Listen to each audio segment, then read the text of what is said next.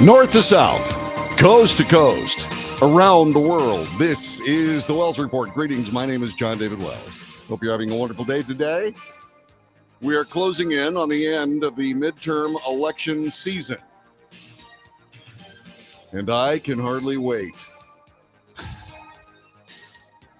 I am so tired of politics. I'm so tired of panicking so-called pundits and candidates and experts. It's absolute craziness. And I'm really looking forward to not having to deal with it. As a matter of fact, on this broadcast later on today, I'm going to ask you a question, and you can ponder this as you see fit. What would you like me to cover next time, to the day after the election results are mostly known? So we're going to have to talk a little bit about the election tomorrow. Okay. We're going to have to talk a little bit about the election tomorrow. So there's that. And so, but Wednesday, we probably don't have to spend a lot of time on the election. What would you like me to talk about? Think about this. I thought about puffballs in North America. You know, those little puffballs that you find, in the forests, filled with little spores and stuff like this. And you kick one and it's like a smoke bomb. I thought about the various kinds of puffballs in North America. I thought about meatloaf as a cultural expression. Things like that. I mean, because this election garbage has just been driving me absolutely crazy. How about you? And speaking of crazy or garbage or whatever else it is, then I'm not saying that this is garbage. I'm not saying any of that kind of stuff. I'm just overwhelmed with it. I'm within sight of the finish line after a 2-year marathon, just like you. And I'm looking forward to doing something else besides talking about this. Just saying. Now, Donald Trump, neither garbage nor hysterical, nor a joke, is on the edge of perhaps announcing his candidacy for 2024. Several Republican operatives, this according to the Washington Examiner, several Republican operatives are reportedly on edge amid speculation that former President Donald Trump will make his 2024 presidential bid official this evening. This could happen tonight. We're going to be watching this. And if indeed former President Trump steps up to a dais somewhere and starts talking, we will immediately interrupt what we're doing and go to whatever that speech is, because he may just say, you know what, I think it's time for me to announce that I'm running for president in 2024. Confidants close to Trump believe he's chomping at the bit could expedite his timetable for debuting his comeback bid on Monday night's rally in Ohio, where he will be stumping for Republican Senate hopeful J.D. Vance and others. This according to Axios reporter Jonathan Swan. Quote, based on calls and texts all morning, Trump-Vance rally in Ohio will be very closely watched by Republicans. Speculation has reached a point of absurdity at this point. Many Republicans of varying degrees of closeness to Trump are anticipating accelerated announcement based on his recent private comments, according to Swan. In the very clipped weird jargon of people who write with Axios, they over concise themselves. This sounds no little words. Sounds like tonto journalism. Okay. Anyway, Trump has repeatedly teased his 2024 ambitions during rallies, including Sunday night in Miami, where he proclaimed he'll probably have to do it again. Prior reporting indicated that President Trump had been eyeing a campaign launch after the midterm elections and that the date in mind was November 14th. Behind the scenes, some Republicans have prodded Trump to wait until after the midterm cycle to keep the focus on the GOP crusade to flip the House and Senate. However, a source familiar with the matter cautioned the Washington Examiner that it's unclear if President Trump will expedite the timeline. There's a lot of back and forth right now. Nobody really knows if it's going to happen tonight or if it's going to happen in a week or so. President Trump himself is the one who wants to do it ASAP. No one knows right now whether it's happening tonight or not. Over the weekend, Trump took a shot at Florida Governor Ron DeSantis, who has been polling as his top rival in a hypothetical primary, bashing him as Ron DeSanctimonious during an event in Pennsylvania. I'm not sure that fits. I don't get the idea that DeSantis is sanctimonious. I believe I believe he's confident. I believe he speaks purely and surely about what he believes is as truth, but I don't think sanctimonious is it. Anyway, it's I guess a song has to have music as well as words. I don't know. Ron sanctimonious. That's not one of his best. On Sunday, DeSantis was noticeably absent from Trump's rally, which featured Florida GOP heavyweights and Senator Marco Rubio, Rick Scott, etc. Trump's election eve rally with Vance is expected to take place at 8 p.m. local time at the Dayton International Airport in Vandalia. So I don't know, and nobody else does, except, of course, for President Trump, whether or not he's actually going to run. Let me ask you this. Do you want him to? Do you want President Trump to run again? Yes or no, and why? Here's how you can get in touch with me. 817-379-2172. As a matter of fact, I want to put this on the chat room of our broadcast here. 817-379-2712. Okay? That's our telephone number. Do you want President Trump to run again? Yes or no, and why? 817-379-2172. I got that number wrong. What a dope. What a dope. Let's see. 817. I knew I was going to do that. I was thinking about that myself. I was going, you're going to type this in wrong. 817-379-2172. Okay? Anyway, dope. Anyway, so that's the real one. Okay, so a couple of people here. A couple of friends of mine. Do you want President Donald Trump to run again? Yes or no, and why? Anhoy Guzman says nope. One of the most brilliant men I know, John Thomas, says no. Why? Gary Absher says he wants DeSantis with Trump in de facto. In other words, I think he wants to convince Ron DeSantis to be Trump's vice president. Well, I don't think that's going to happen. I don't think that's going to happen either. I just don't. Evidently, Trump's DeSanctimonious comment did not garner the response he was hoping for. I just don't think. I just don't think it was well thought out. And so there you go. So Ann and John, thank you for answering the question. Tell me why you don't want him to run. Tell me why you don't want him to run. And if you haven't weighed in, by all means do so. Here's the telephone number again. 817-379-2172. 817-379-2172. I put it up there properly this time. So let's see. No DeSantis president and Trump in de facto. What does that mean? What do you mean in de facto? Let's see. Trump in the background. Oh, well, I don't know that Trump can be in the background. I think Trump is definitely a foreground guy. I don't think he can be in the background, just like he hasn't been in the background this entire time. We need action without the ego. Can you have the kind of action that we need without the ego? John Thomas, again, one of the most brilliant men I know. If you knew John, you'd know exactly what I was saying.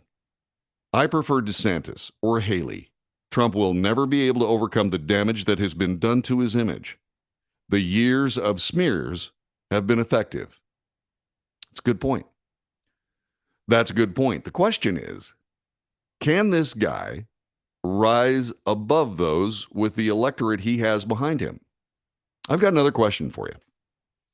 Do you honestly believe that many of those 74 million people that voted for him in 2020 have left his camp? I just don't get the feeling that he's lost any support whatsoever. I don't have any idea. I knew tweets were going to be Trump's Achilles heel. I don't think so. I don't think so at all. I think that what happened is that there was a de facto response by the media that anything Trump did had to be immediately vilified or made fun of or scorned in some way, shape, or form. I believe that President Trump's use of Twitter was brilliant. I think it was absolutely brilliant. Let's see, Mike says whoever fills Trump's shoes are going to get at least the same treatment from the leftists. I would agree. The question is, did the treatment that the left, the mainstream media, did that treatment actually damage Trump?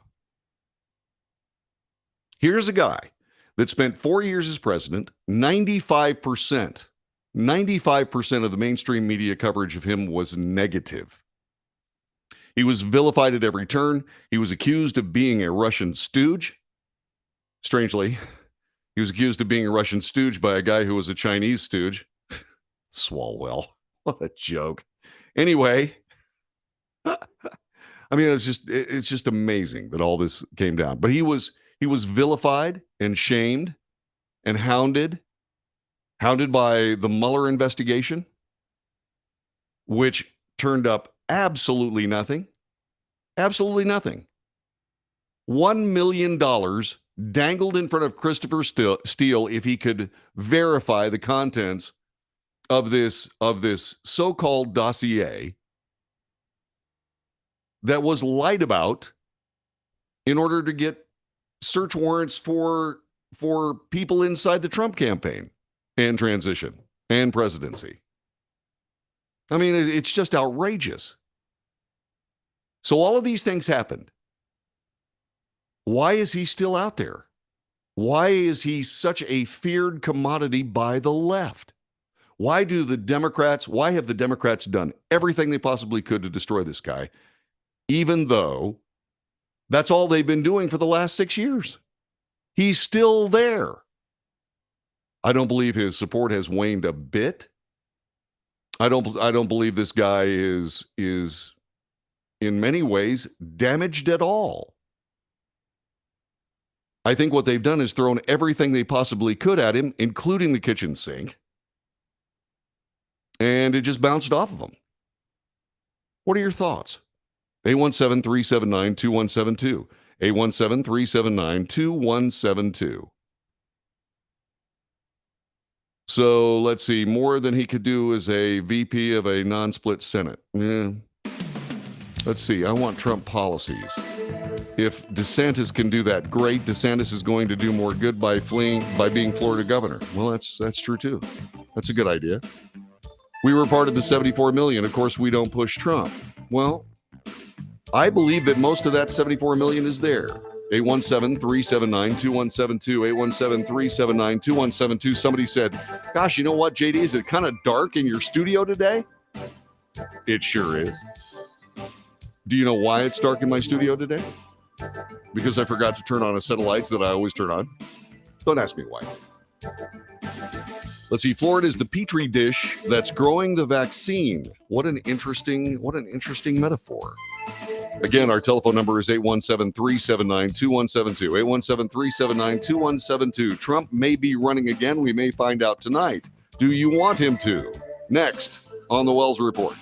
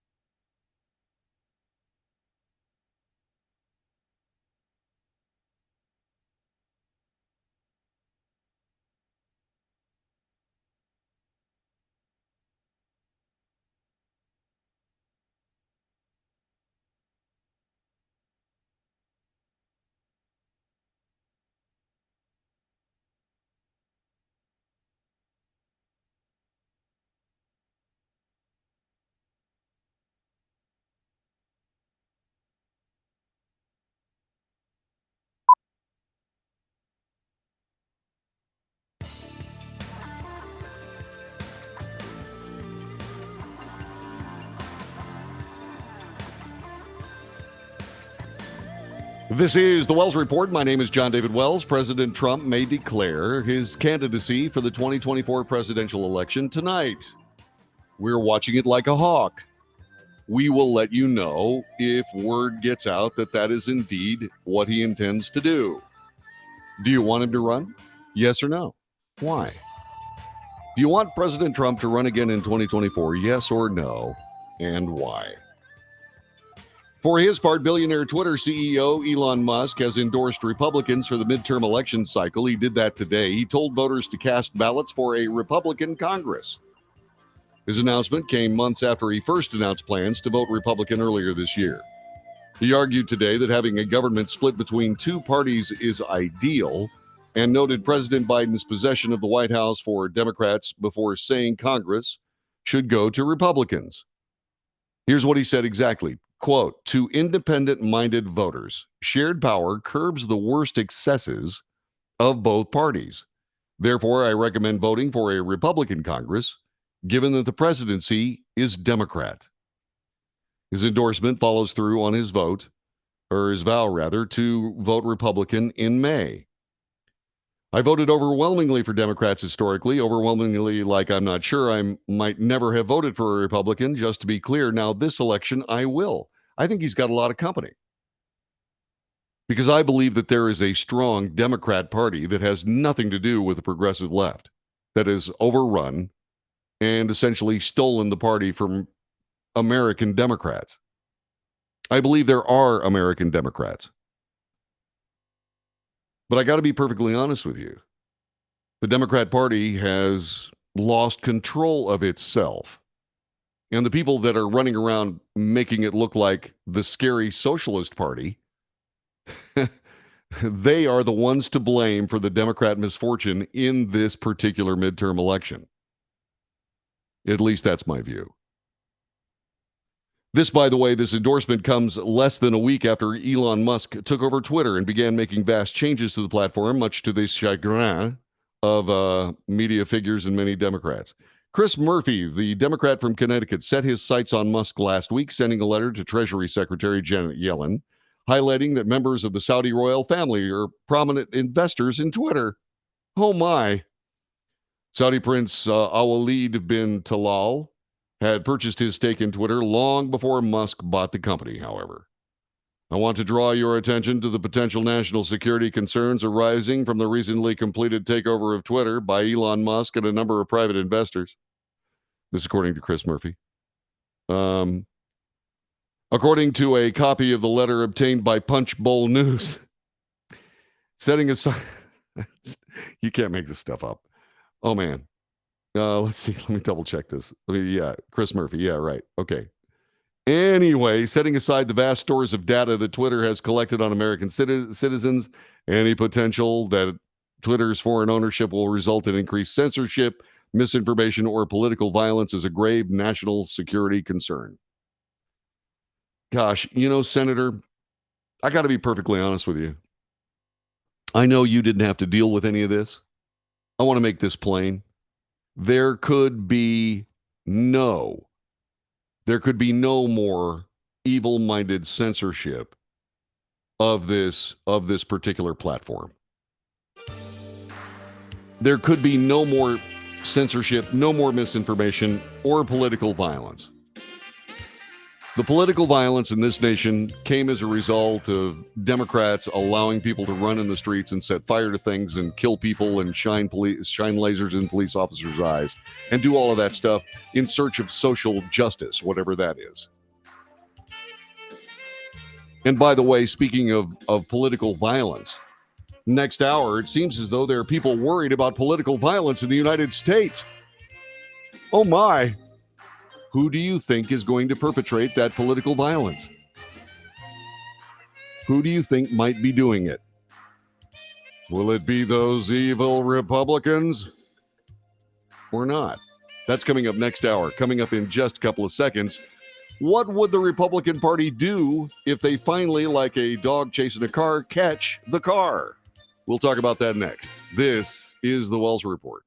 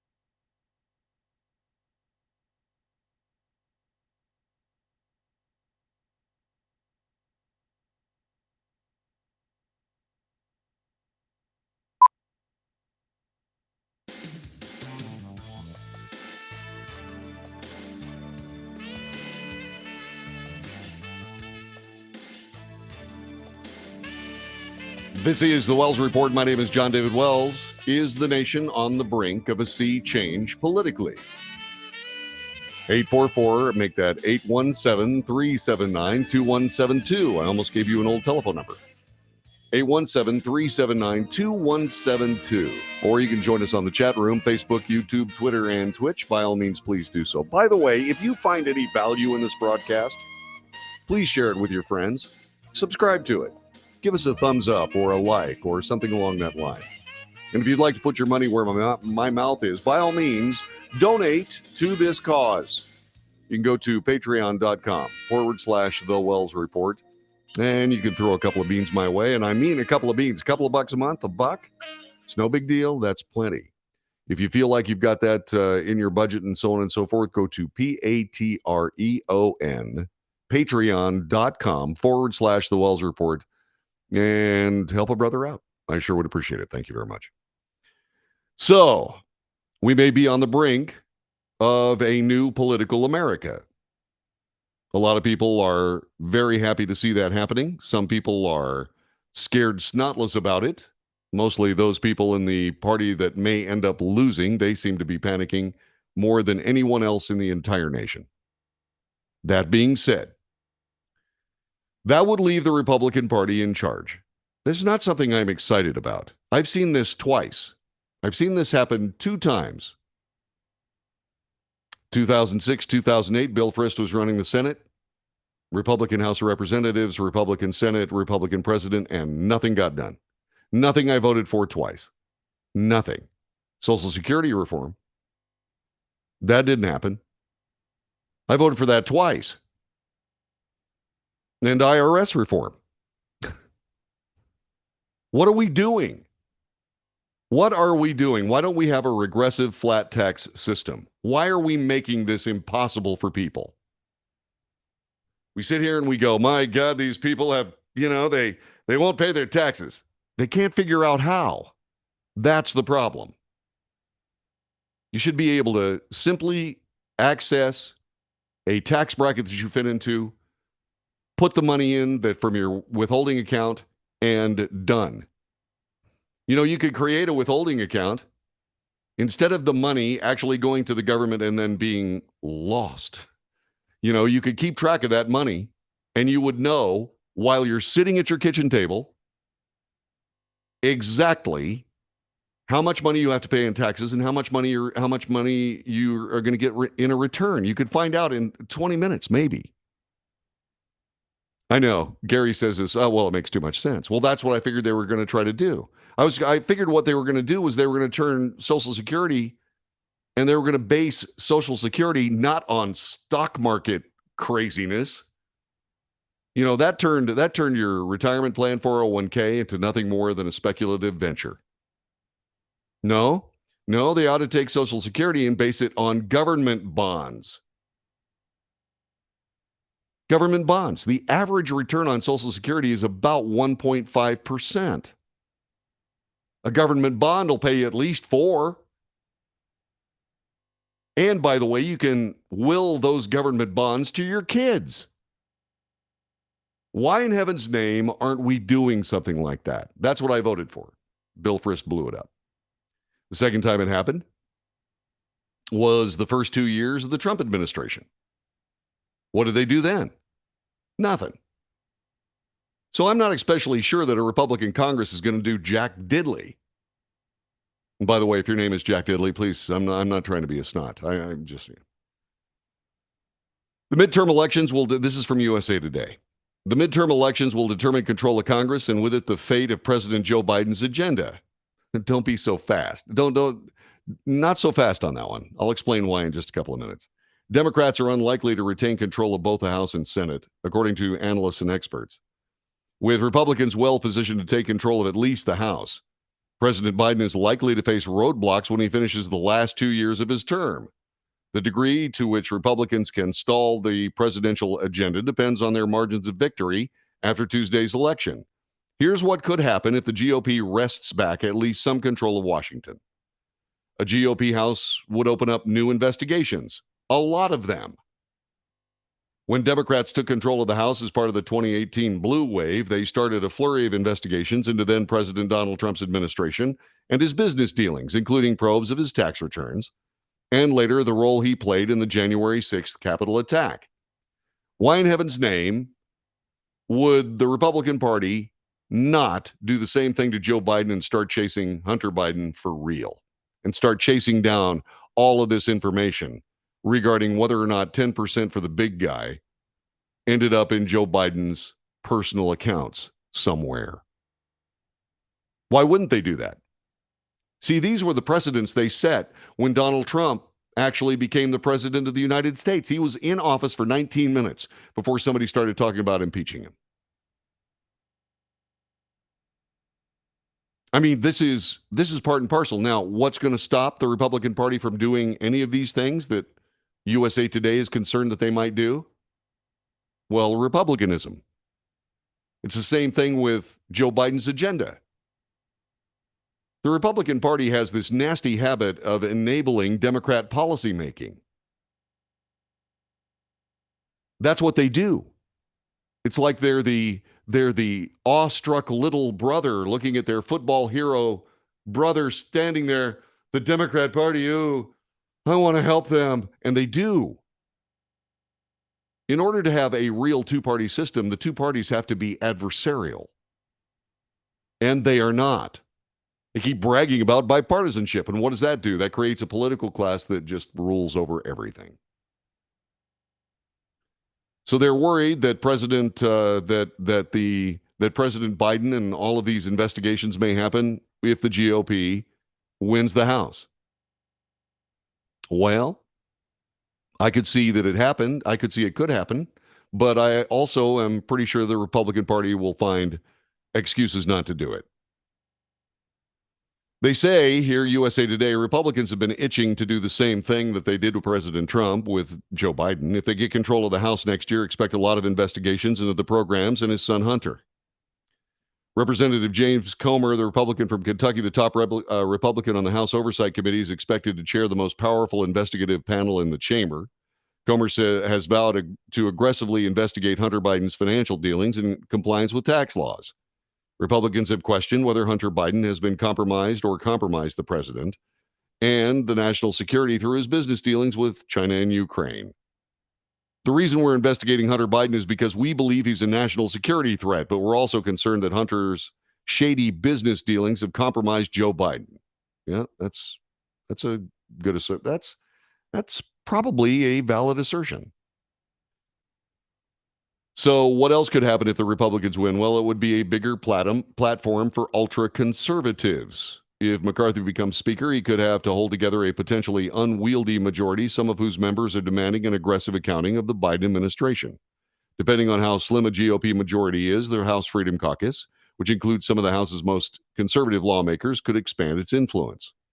The caucus is made up of 30 members. It has so far remained neutral in leadership elections while cognizant of the power it wields. That's perfect republicanism right there. We've got a lot of power, but we're not going to use it. Yeah, but we could. But we won't. But we could. Won't. Could. Won't. Could. That's a perfect example of how the Republican Party does its business.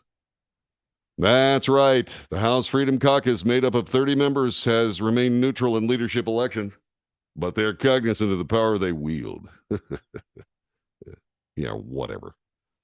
If you've got 30 votes in a narrow majority, you can be influential, said Ken Buck, the Republican from Colorado, a member of the Freedom Caucus. The Freedom Caucus has had a hand in leadership changes before. Then House Speaker John Boehner was forced to resign in 2015, in part because of the caucus's opposition to him. By the way, McCarthy's not going to face any real opposition for Speaker, in part because no rival has emerged. Once again, this is what the Republican Party could do. The threat of impeachment looms. Some Republicans have been clamoring to impeach Biden if the GOP takes control of the House. Representative Marjorie Taylor Greene, one of the Republican conference's most fiercely outspoken members, has introduced articles of impeachment against Biden multiple times. However, McCarthy has tried to temper conversations surrounding impeachment telling reporters, "We will not play politics with it." See? See? They'll find a way not to impeach him. They absolutely will. And the thing about it is, when they tried to impeach President Trump, I said this. The Democrat Party is trying to undo the 2016 election. They're trying to get rid of, erase, disenfranchise some 60, I think he got 67 million, some 60 something million votes and voters. And I'm going to say this. If the Republican Party tries to remove President Biden from office, then what will happen is that they are going to work to disenfranchise 81 million people who voted for President Biden. Now, some of those people said that they wouldn't have voted for President Biden had they known about the shenanigans that Hunter Biden was trying to pull off. That's what they say. That's what's reported. I'm not sure I believe it. But make no mistake, the same things I said about President Trump being impeached, I'm going to say about President Biden being impeached. Now, if you can actually tie President Biden to the graft and corruption that seems to be apparent in Hunter Biden's dealings around the world, if you can tie the president to it, if you can tie the president's brother Jim to some kind of an influence buying scam, now that would be the basis of what could be called a righteous impeachment. But I would suggest the Republican Party go very, very slowly and exact their revenge on Democrats other ways. That's what I would suggest. I think that would probably be the best idea unless there is an actual high crime and an actual misdemeanor. If there are those, then so be it. Otherwise, what I want the Republican Party to do regarding impeachment is not necessarily impeach Joe Biden. What I want them to do is I want them to clarify just exactly what the grounds are for an impeachment. High crimes and misdemeanors must be defined. I would suggest high crimes, violations of felony law in the U.S. Code. Misdemeanors, I would say that it would be influence peddling. I would say it would be some kind of political corruption or espionage. Although espionage would be a high crime, maybe perhaps the highest. But like I said, what will the Republicans do? I don't know. I'm not expecting they're going to do much. They say that the Republicans could slow down money going to the Ukraine. Well, that's possible. What legislation can pass? If the GOP takes back the Senate, McConnell would reclaim his post as Senate Majority Leader, allowing him to set the chamber agenda. McConnell said during his previous tenure as Majority Leader was critical of opponents as he was criticized by his opponents as being obstructionist. The self-proclaimed Grim Reaper of the Senate said he's already 100% focused on stopping Biden's agenda. Any Democrat legislation that arrives in the Senate would have to go through McConnell, who has, in the past, left plenty of Democrat House bills in legislative limbo. If the GOP takes the House, expect a Republican majority to push through legislation with traditional conservative points, tax cuts, a reduction in government spending. A Republican agenda revealed in September a commitment to America outlined various legislative goals for a GOP majority, which takes us seamlessly to a preview of Republican plans as talked about by GOP leader Kevin McCarthy. He's vowing to secure the border, cut back on government spending, launch rigorous investigations into the Biden administration. It reflects a mix of priorities as McCarthy will be forced to contend with an increasingly hardline pro-Trump conference that's itching to impeach President Joe Biden. Not on political grounds. No, you're not going to do it on political grounds. You got to have a high crime and a misdemeanor. You absolutely do. This garbage is garbage. We, the people of the United States, in 2020, elected Joe Biden. The government does not get to overrule the votes of the people. Period. Unless there's a high crime and a misdemeanor. Don't you think? So there's more about this. CNN is reporting that Kevin McCarthy is going to do all of these things. We shall see. I would also expect that the Republicans will find a way to work with President Biden, like they always do. They'll find a way to do it. And that may or may not please you, but we shall see. This is the Wells Report. My name is John David Wells. Thanks very much for having me on your radio or on your computer or wherever it is you're watching. We'll be back with more coming up in just a couple of moments. Moments. There we go. I knew I could say that word.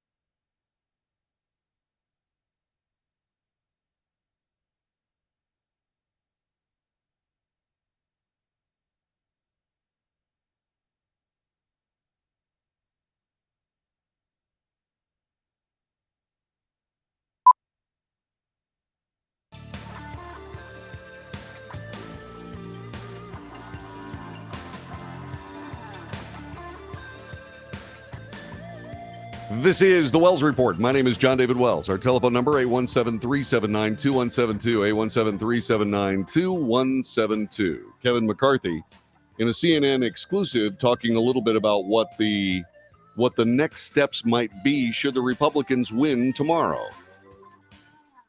2 days before the midterm, McCarthy outlined his plans for power, including attacking inflation, rising crime, and border security, three issues that have become central to the Republican Party closing pitch. To hammer home that message, McCarthy, who's been barnstorming the country in the run-up to the midterms, rallied here on Sunday, and that's McAllen, Texas. Rallied here for a trio of Hispanic GOP women who are vying to represent key districts along the southern border. a key part of the party's strategy for winning the majority. The first thing you'll see is a bill to control the border first. When asked for specifics about his party's immigration plans, you've got to get control over that border. You've had almost 2 million people just this year alone coming across.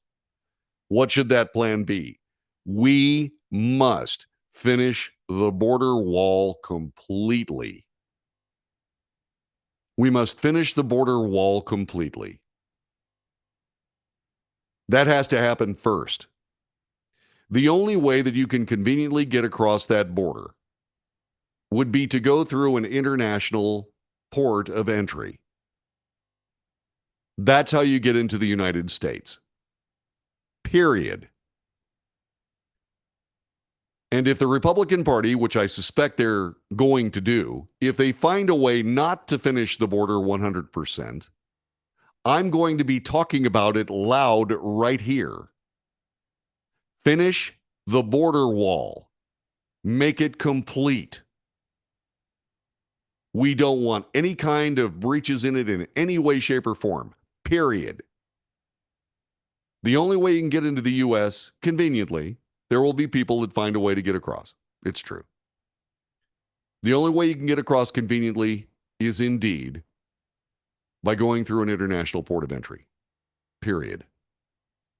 But I don't think the Republicans are going to do that. They're going to say, well, we can put some technology up there. Oh, yeah, okay. Don't talk to me about that. It's ridiculous.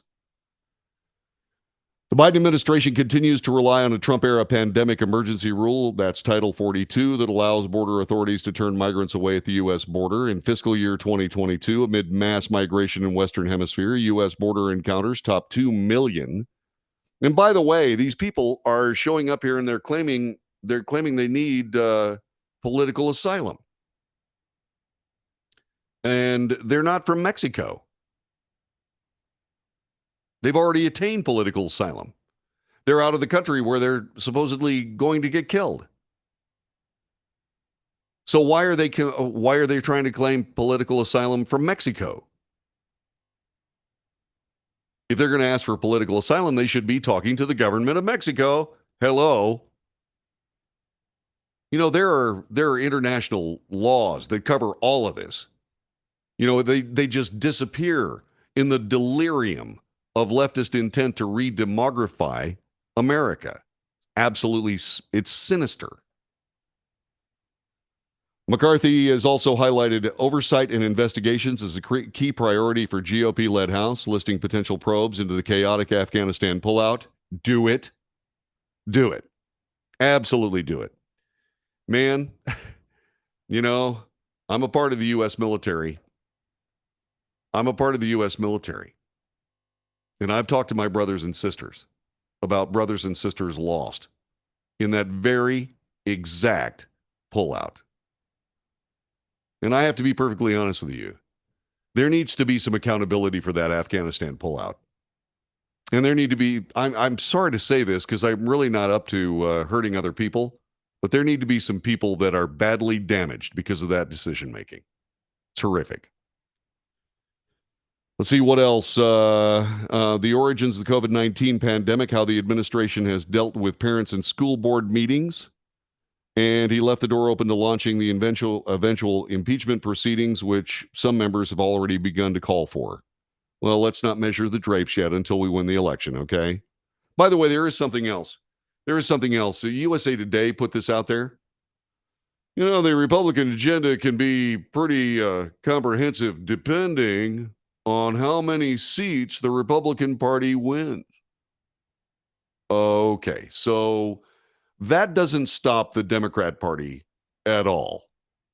The Democrat Party has a razor-thin majority in the House of Representatives, and they have no real majority in the Senate if it wasn't for the fact that Kamala Harris will vote for Democrats when need be. Look, the situation is simple. Any kind of weakness based on whatever size the majority is a figment of a Republican or Democrat or media imagination and nothing more. Whoever wins the election, whoever wins power, will wield it You start really getting back into the nitty gritty here. The president of the United States won by about 44,000 votes because we have the Electoral College. Yeah. Well, no, wait a minute. He had 81 million votes. No, that's not the way it works. It's not the way it works. Yeah, the Electoral College was brilliant, and I'm glad they did it. I'm glad we have it. And if you want to talk about people trying to attack democracy, so-called democracy, then what you better do is you better sit there and say, okay, so what's your standpoint on the Electoral College? What is that? Yeah, because that is a genuine threat to American Republican democracy.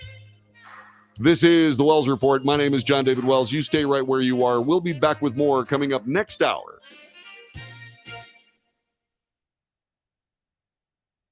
And just like that, 1 hour in the books. Okie dokie.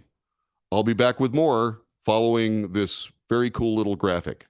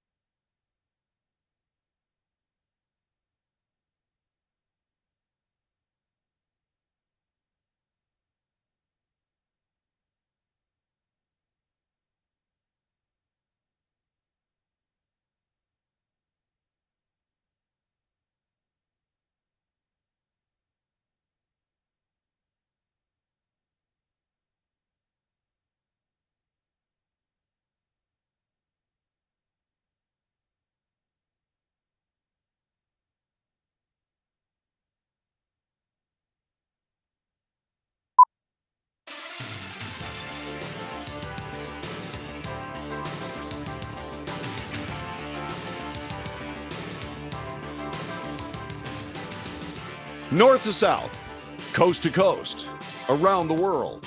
This is the Wells Report. What do we do here? Well, we report the news, honestly, fairly. What we do is we analyze that news for fact and bias, and we point that out. In short, we de-propagandize the news. Then I make commentary.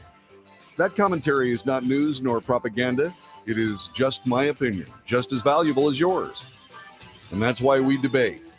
News, analysis, commentary, and debate. This is the Wells Report.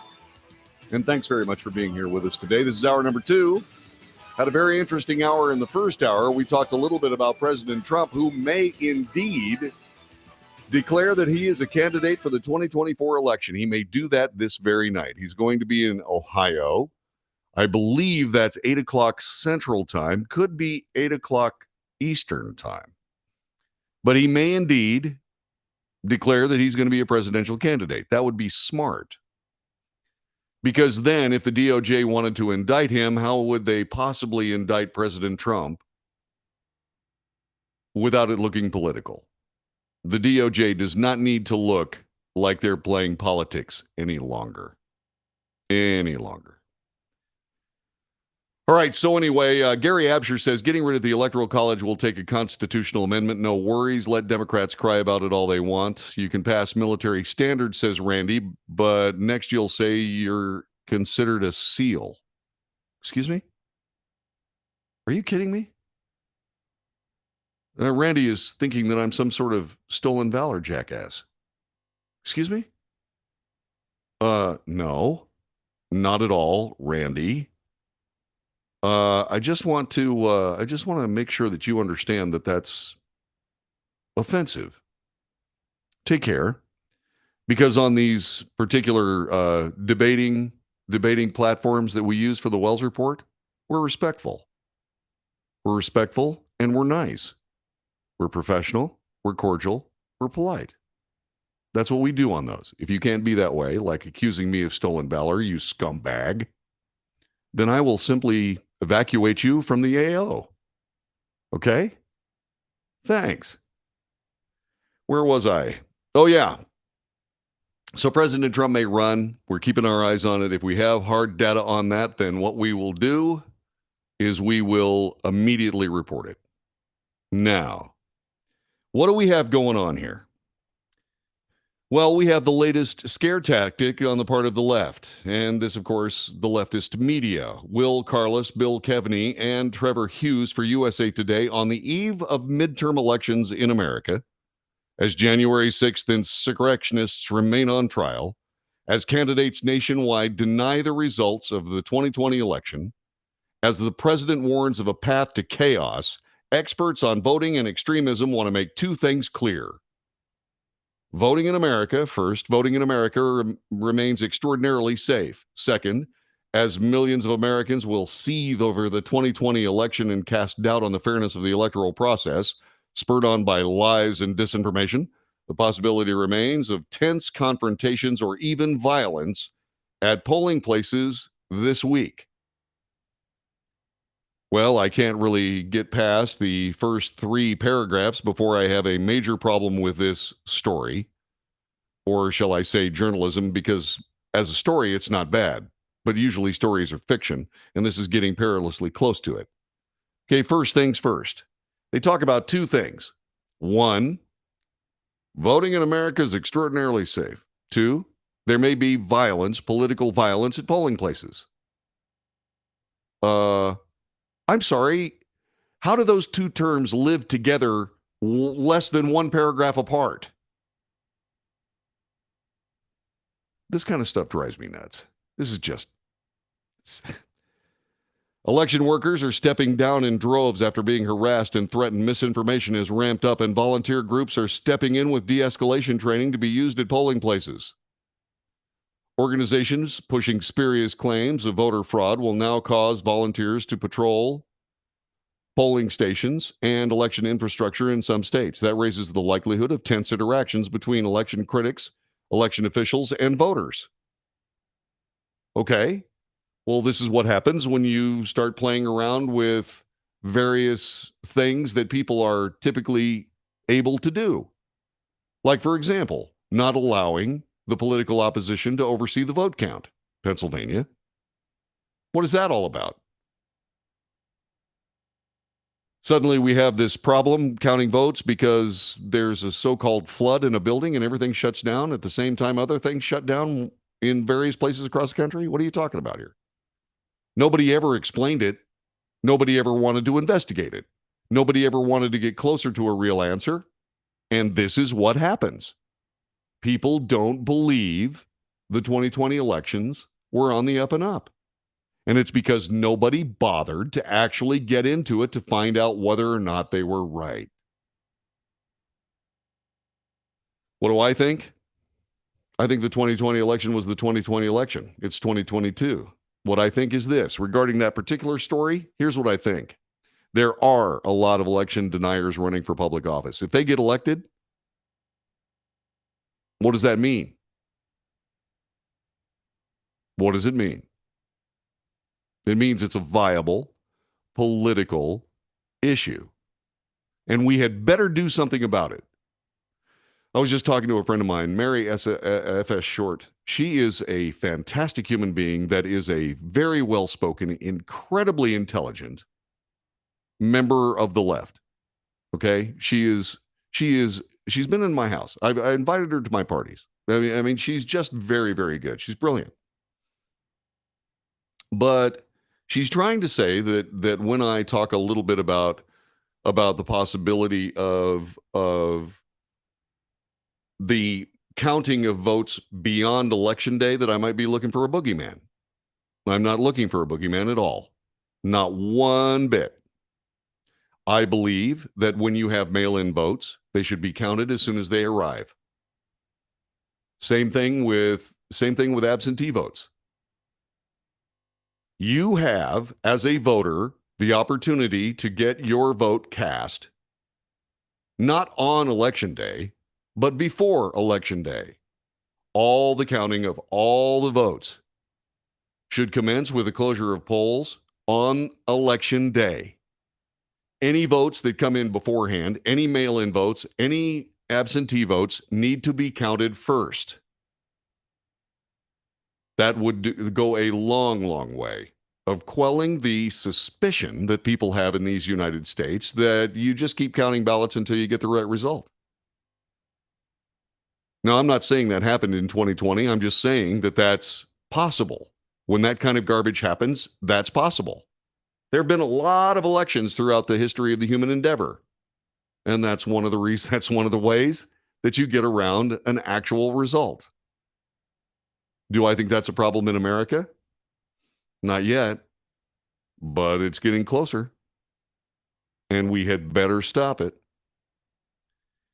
Anyway, getting back to this idea that there might be violence. Oh my God. Increased tensions could also come in the days and weeks post-election, especially in communities where election deniers are on the ballot. It's a new normal for everybody, election officials, law enforcement officers, individual voters who could be on alert or should be on alert but not panicked as they cast their votes, said Jared Holt, a senior researcher at the think tank Institute for Strategic Dialogue and an expert on domestic extremism.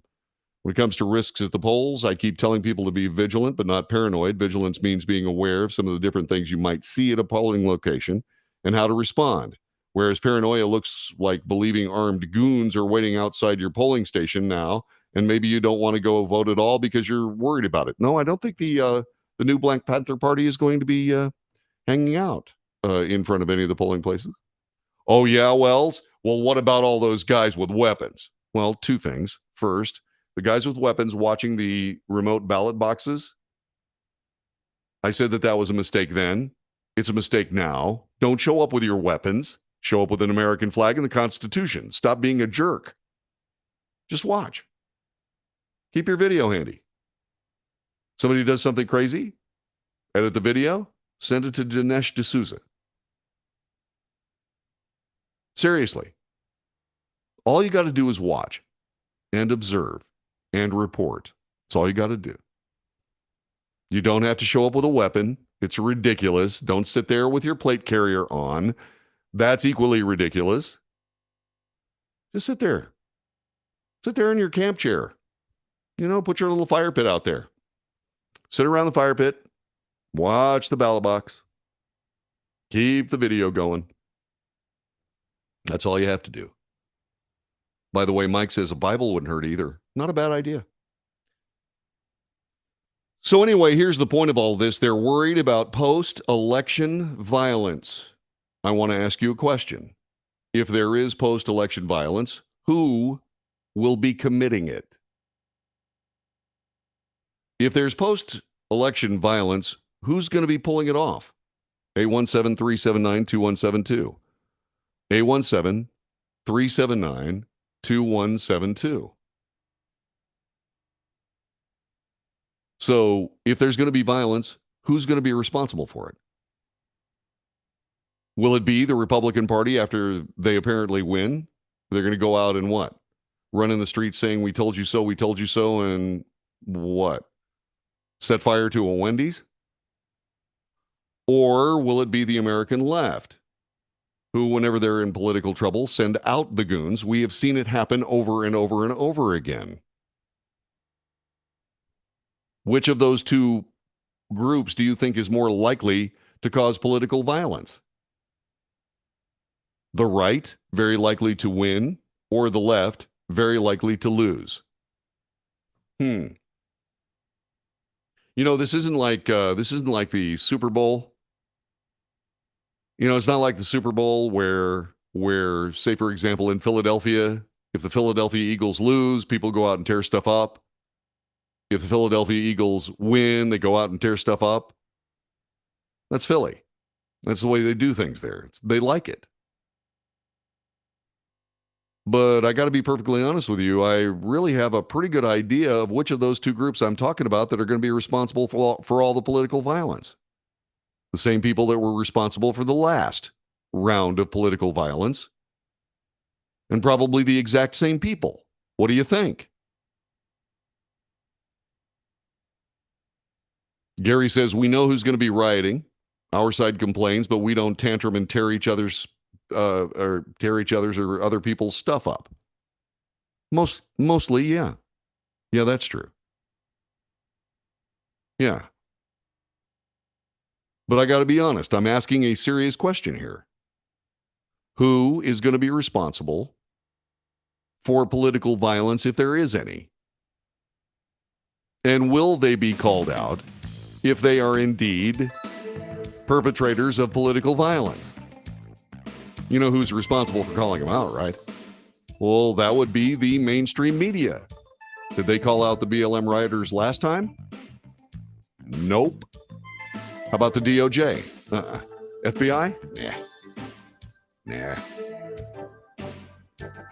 So if there's political violence, I'm betting it's not going to be the American conservative right.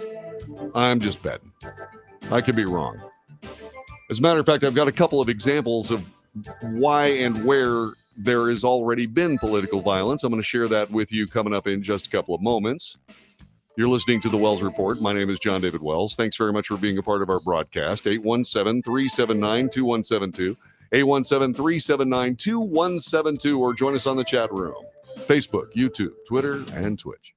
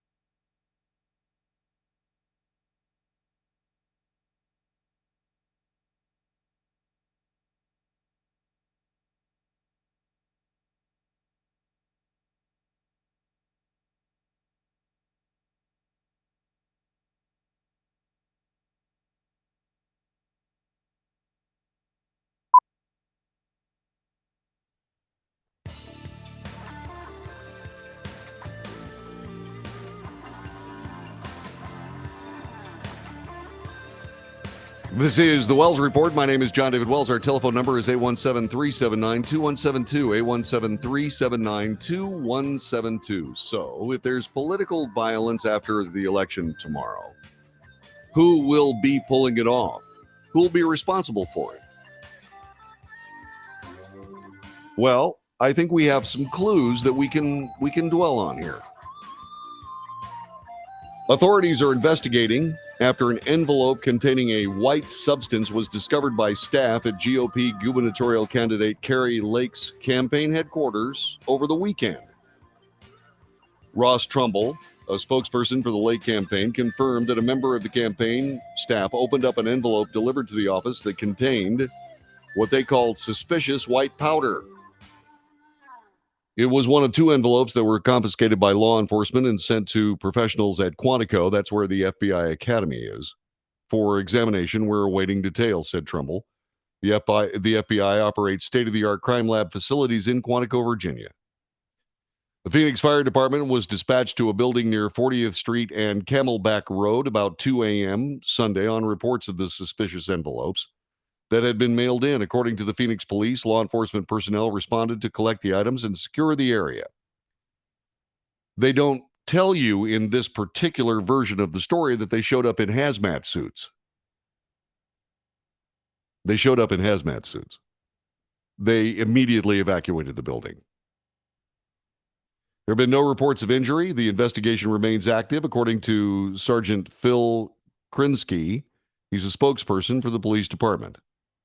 The staff member is currently under medical supervision. Just 2 days before Election Day, our campaign headquarters remain shut down. We look forward to law enforcement completing their investigation as quickly as possible. So right before the election, when Kari Lake is going to be doing her get out the vote portion of her campaign, somebody did something to shut down her headquarters. I wonder if that was a MAGA Republican, or maybe even an ultra MAGA Republican. I'm betting it wasn't. Who do you think it might have been? Well, if you can't beat them, terrorize them. Because that is a terroristic attack. Where else do we have here? Oh, the supporter for GOP gubernatorial candidate Representative Lee Zeldin, seen on video allegedly being attacked and choked at a New York City event for Democrat Governor Kathy Hochul, spoke out for the first time on an interview with Fox News. Angelica Torres, who showed up with an anti-Hochul sign at the event for Democrat governor outside the Stonewall Inn in Manhattan, recalled how an unidentified woman grabbed her sign and threw it. When Torres was trying to retrieve the sign, she said an unidentified man, who she described as bigger than her in stature, came up and grabbed her by the neck. I saw the video. That's exactly what he did. Meanwhile, the Zeldin supporter said New York City Councilmember Crystal Hudson was also grabbing her by the arm. I was pretty much defenseless and outnumbered, said Torres. I was certainly shocked. I was definitely kind of not expecting that to happen. I can imagine. We're all very peaceful and we're just there, just exercising our First Amendment, she said. We wanted our voices to be heard. The New York City Police Department told Fox News the man in the video grabbed Torres by the throat was actually helping her. I can't tell you how many people I've helped by grabbing them by the throat.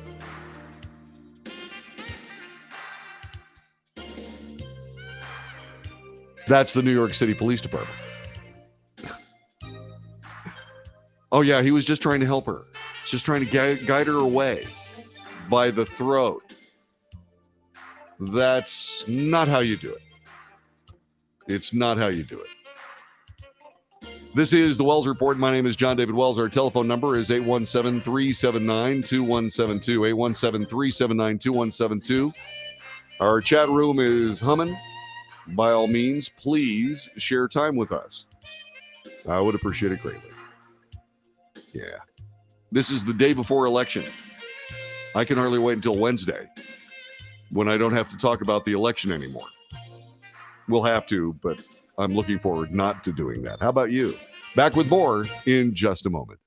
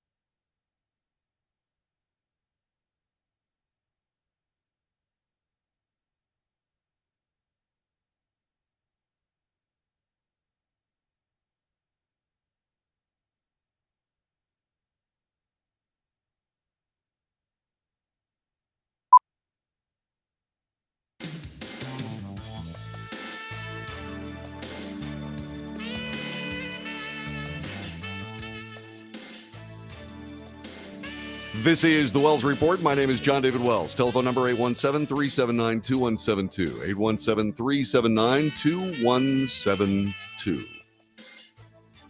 So, if you think this show is valuable, please share it with your friends. If you believe it's valuable, subscribe to it on whatever platform you're watching it on. Pass it around to your friends. Hit the like button, subscribe. And if you'd like to put your money where my mouth is, go to patreon.com/The Wells Report.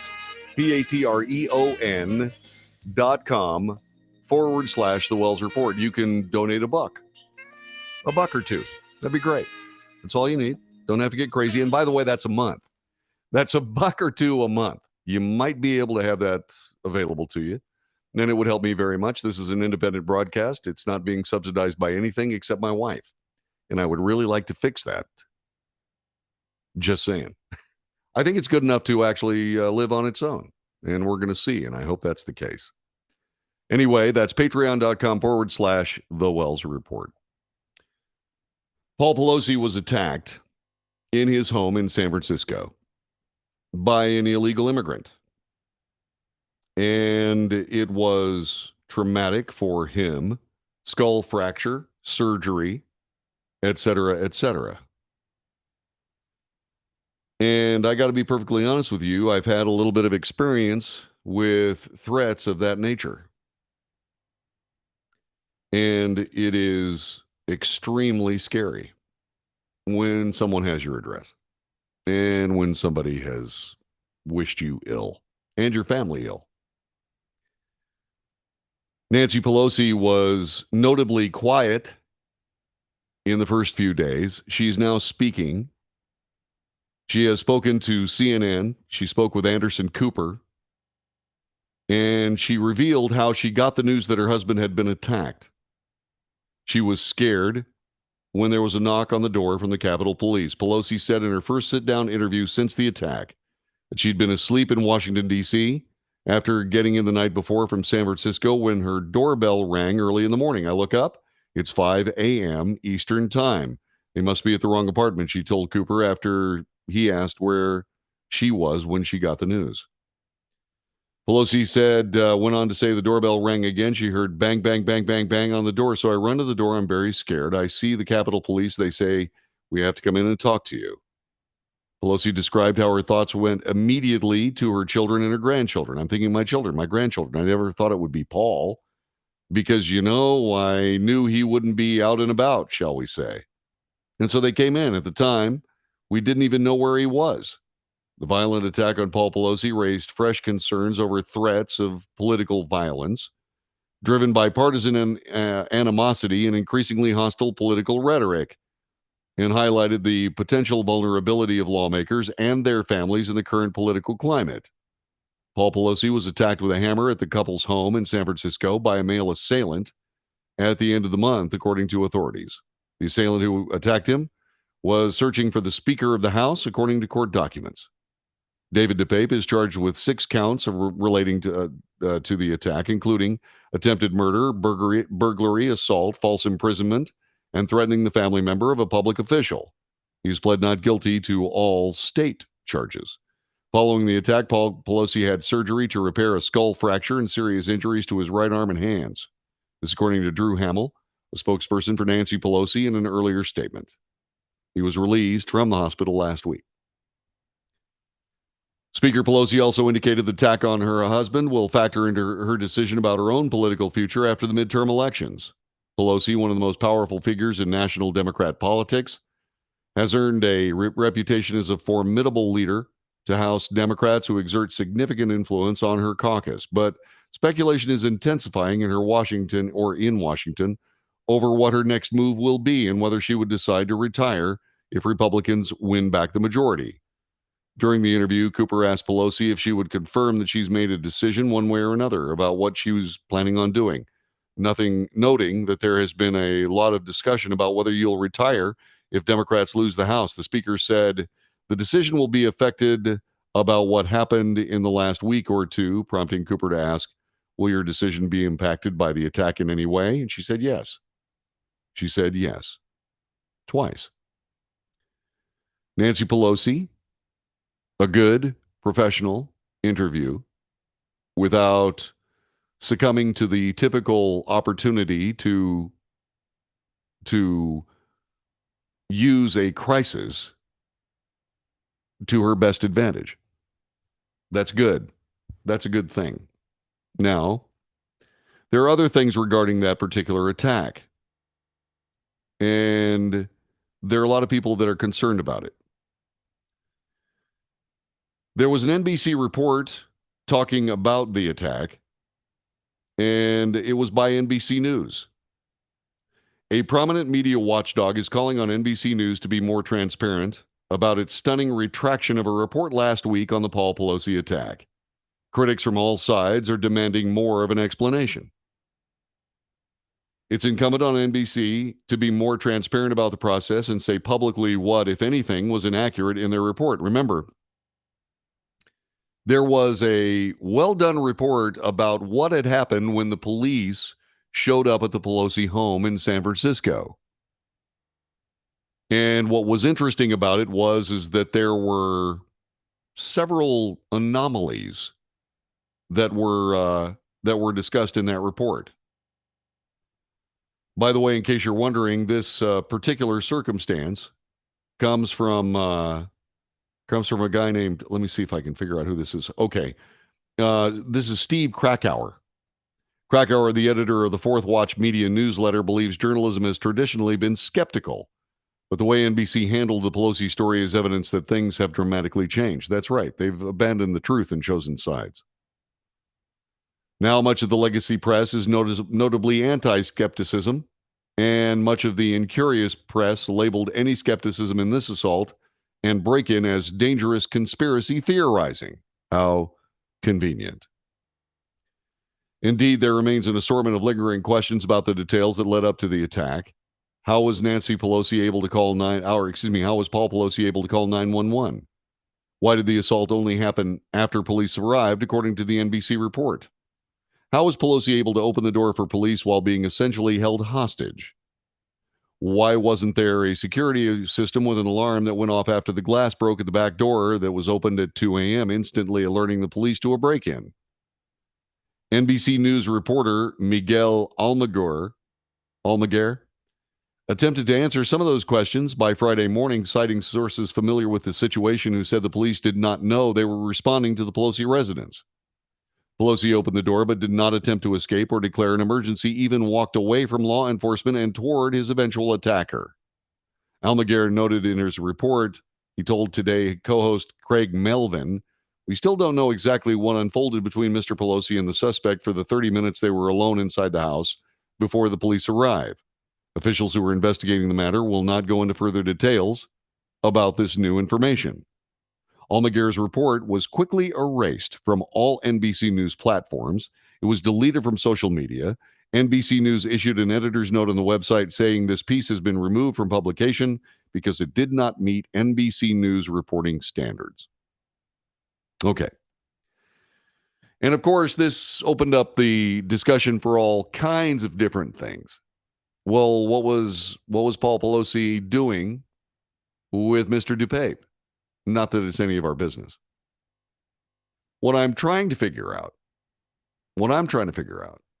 is why don't we just solve the problem? Well, how do you solve the problem, John David? It's very, very simple. What you do is you request the police officer's body camera footage. It'll all be right there.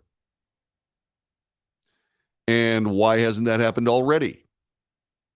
Well, because there are strong forces at work keeping it from happening already. And that comes back to all the things that we've seen. And that comes back to at least a fine basis for an assertion that the fix is in. You can't have that. You simply can't. You cannot have that. Why?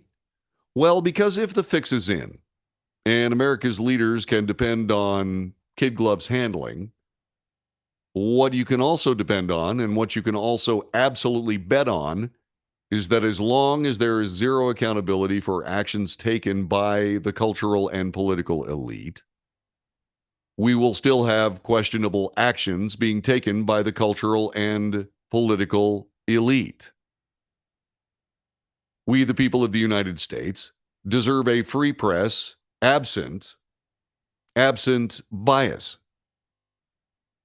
We deserve a free press that is not in lockstep with a particular political party, and it makes no difference which political party you're talking about. Bias is bias. I have not engaged in speculation on this story. The only thing that I have done on this story is suggest that what we do is we get a copy of the police reports and we get a copy of the body cam footage. Let's go. Let's quit playing around and let's find it. Let's get it. And let's see what happened. And it needs to be released. If it is not released, this is why we have conspiracy theories. And then, of course, the same media that is responsible for laying the groundwork for all of these conspiracy theories by not reporting the news, then decry the fact that there are so many conspiracy theorists out there. Okay, well, you don't get it both ways. You do not get it both ways. Report the truth. Let the political fortunes handle themselves. Just let things go where they go. Follow the facts. Let the people decide. The only thing that we can say at this particular moment is there's more to the story, which means that a real press would go and get the rest of the story. But that is not what we have. And since I don't have a San Francisco Bureau of the Wells Report, I'm not in a position to be able to do anything much about that. Perhaps someday. All I can say is that we need better reporting, more transparency among our leaders. And just let all of this fall where it goes. Just let it fall as it may. Just tell the truth. Let the politics take care of themselves. People would appreciate that a lot more. People would appreciate that a lot more. And it would make people a lot less nervous. You know, when you've got a president of the United States that will stand right in front of you, look into the camera earnestly, and lie to your face in a way that you can prove that he's actually lying to your face, that makes people nervous. Does it not? When you sit there and you watch James Comey explaining an absolute crime, right down to the fact that there is no need for even proof of intent because of this crime. And then he just absolutely countermands American law, and he's the director of the FBI. Holy moly. That's a bad thing. Suddenly, we've got the director of the FBI proclaiming what law is and what law isn't when you can read it for yourself. That makes people nervous. When you find out that that same organization is going out and falsifying testimony so that they can get a wiretap, which is an anachronistic term. They can monitor Carter Page, George Papadopoulos' phones as they do their work with the Trump administration and Trump campaign and Trump transition. It makes people wonder, wait a minute, can they do that with us? Yes, they can. And they do. Everything you say, everything you put in electronic means has been dutifully sucked up along with the metadata by the federal data hubs around the nation. And if you step out of line, suddenly all that information comes back. That is not the country we signed up for. That is not what the Fourth Amendment talks about. How does this tie to Nancy Pelosi and Paul Pelosi? Well, I want to protect Paul Pelosi and Nancy Pelosi's privacy. As a matter of fact, if it was up to me, I would say, okay, just let it go. But there's another problem with that.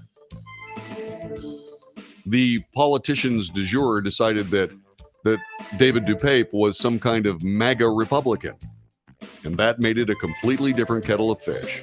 This is the Wells Report. Back with more in just a moment.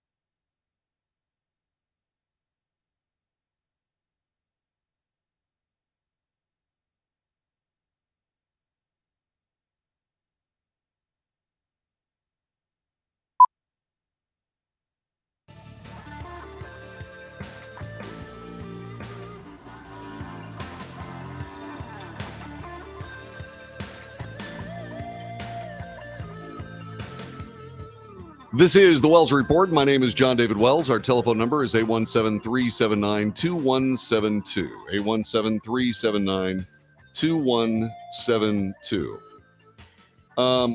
We reported the story of Elon Musk laying off about 3,700 workers from Twitter. It happened last Friday, and apparently it was done by email. It was kind of rude and ugly and all that kind of stuff. Okay. Well, immediately there was a lawsuit filed in San Francisco, and they're going to have to do something about that. That's the very latest thing as the left continues their spasm of retribution against those who displease them, which kind of ties with what we're talking about here. All dutifully, of course, sustained by the media, which is dangerous.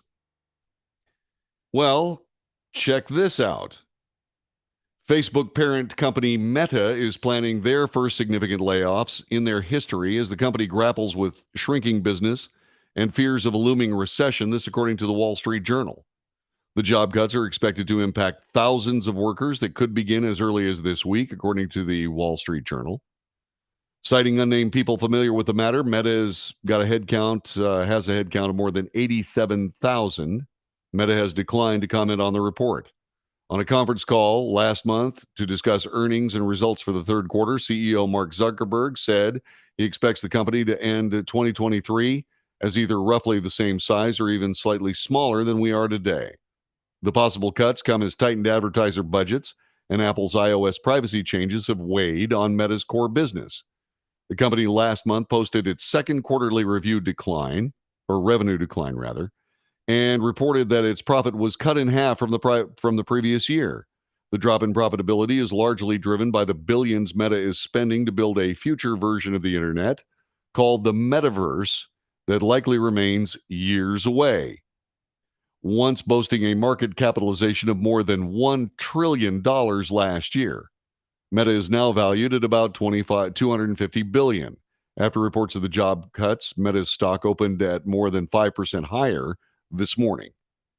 Meta is far from the only tech company thinking about rethinking their staffing. In a stunning shift for industries sometimes thought as untouchable, a number of tech companies have announced hiring freezes or job cuts in recent months, often after having seen rapid growth during the pandemic. Last week, rideshare company Lyft said it was axing 13% of its employees. Payment processing firm Stripe said it was cutting 14% of its staff the same day. E-commerce giant Amazon said it was implementing a pause on corporate hiring. Facebook rival Twitter made sweeping cuts across the company on Friday under its new owner, Elon Musk. The cuts impacted its ethical AI, marketing and communications, search and public policy team, among other departments. In the days since, Twitter has reportedly asked dozens of laid-off employees to return, according to Bloomberg. So we'll see where all this comes up and where all this ends. But the times, they are changing. And once again, all I can say is this. I can say that if you follow the precepts, ideologies, and the plain human brilliance of the Constitution of the United States, you're not going to have any trouble doing business in America. But what these companies need to remember is that they are employing Americans, and Americans do get to have the Bill of Rights. And companies who do business as corporations in the United States using public funding should be required to comport to the Constitution of the United States. They're not separate infra-governments. This is one of the big problems with corporations in the United States. It's where the corporate ethos, as if there was such a thing, that's where that came from. That's where people look at corporations and say, okay, so we've removed accountability for the people making the decisions, and we've foisted it into a corporation, which is an actual creation. It's not real, it's not a person, but it's treated like a person. And if anything goes wrong, well, that's the entity that takes all the abuse from people trying to, say, sue them or what have you. But remember, that is just a vessel of the decision-making of people protected by the corporate veil. And I say that if you violate the precepts of the Constitution and the Bill of Rights, your employees should have the right to redress their grievances with you. I believe that every corporation in the United States should have a chief constitution officer who is a defender of those very rights. But the point of the matter is this: regardless of whether or not it's imposed on you, just following the precepts of the Constitution of the United States when you're employing a populace that does the exact same thing is always good business practice. It's just plain smart. And I would say that teaching or treating people like they're some sort of, I don't know, renewable asset or a cog in a wheel and so on and so forth is not a good thing. That is a mistake. And it creates problems for you that can eventually take out your entire company. If you're an American company, be American. That's what I would say. Try not to fall to the socialist, not socialist, but sociopathic tendencies of a corporation. Back with more coming up next hour. This is the Wells Report. Thanks for joining us today.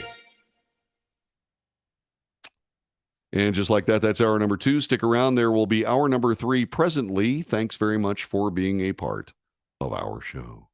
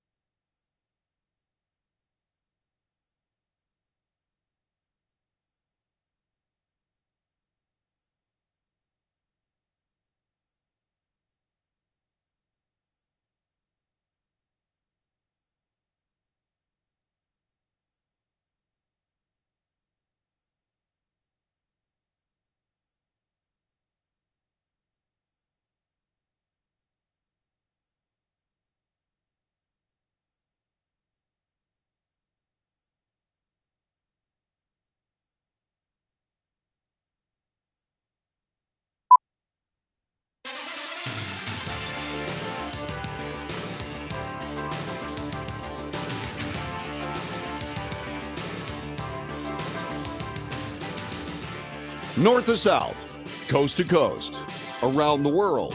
This is the Wells Report. Greetings, my name is John David Wells. We report the news, honestly, fairly. We analyze the news for fact and bias. We point out both. That's how we de-propagandize the news. I make commentary. That's not news, just my opinion, just as valuable as yours. And we debate. News, analysis, commentary, and debate. This is the Wells Report. Tomorrow is Election Day.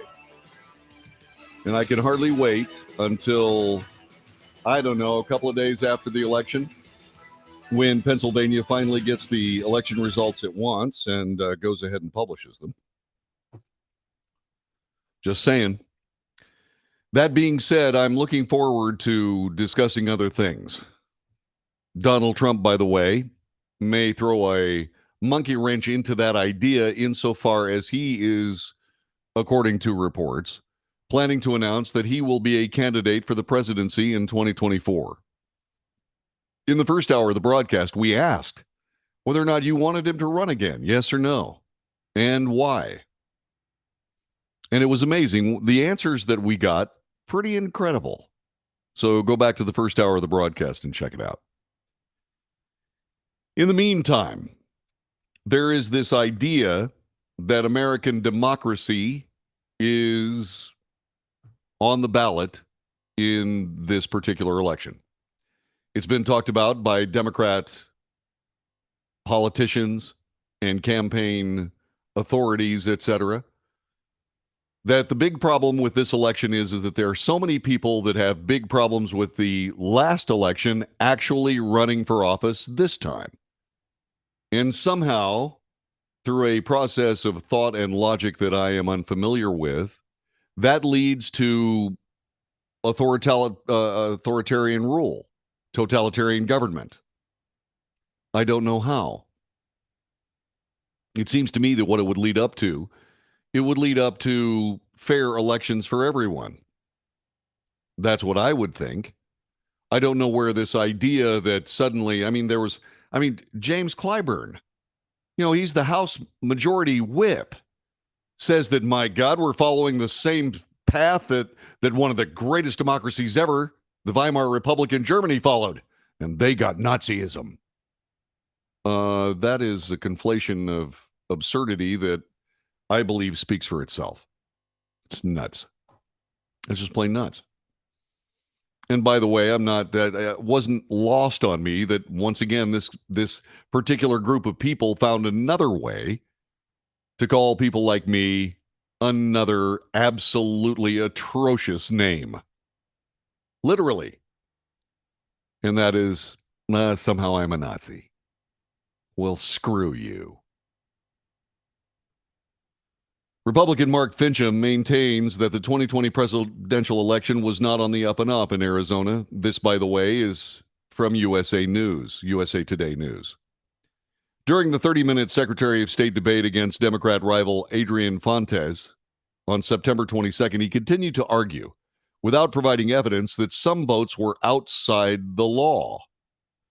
But when asked by moderators if the state's 2022 midterm primaries in August were also fair, the GOP nominee to the Arizona's chief election officer was caught flat-footed. What changed? The candidate, said Finchem. I have no idea. We're not really dug into what happened with our processing of ballots. The machines were the same. Yet Finchem is not the only candidate on the ballot this November who has peddled false claims about the 2020 election. Experts and pro-democracy groups warn could undermine the next presidential contest and subvert American democracy. This is USA Today, and this is what they're saying. Excuse me? Okay, so all I can tell you is this. Let me share what I think about this so far. Okay? One, they keep referring to these people who believe this way, making false claims, unsupported claims, unsubstantiated claims, lies, what have you. They keep saying that that's what they're doing, and they keep editorializing in their news coverage. You don't have to sell the truth. The truth sells itself. What you have to sell is a lie. So if you honestly and truly believe, that there was something wrong with the 2020 election, you're vilified, you're stomped on, you're called a liar, you're all of these things. And the simple case of the matter is no one knows because we haven't done the work necessary to know. I warned that this was a bad idea at the beginning. I told President Biden that what he needed to do if he truly wanted to be a unifier was to agree with President Trump there was something wrong with the election and go back through it.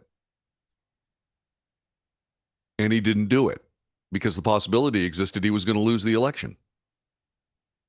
It's true. And so power was more important than peace of mind about our elections. And so these people that are now decrying all of this, these people that have trouble with the 2020 election, all these candidates that are running on a platform, hey, there was something wrong with the 2020 election, have no one to blame but themselves. They have no one to blame but themselves.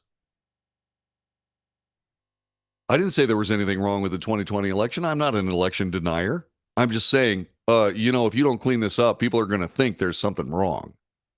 They didn't clean it up, and people think there's something wrong. And now what do you have?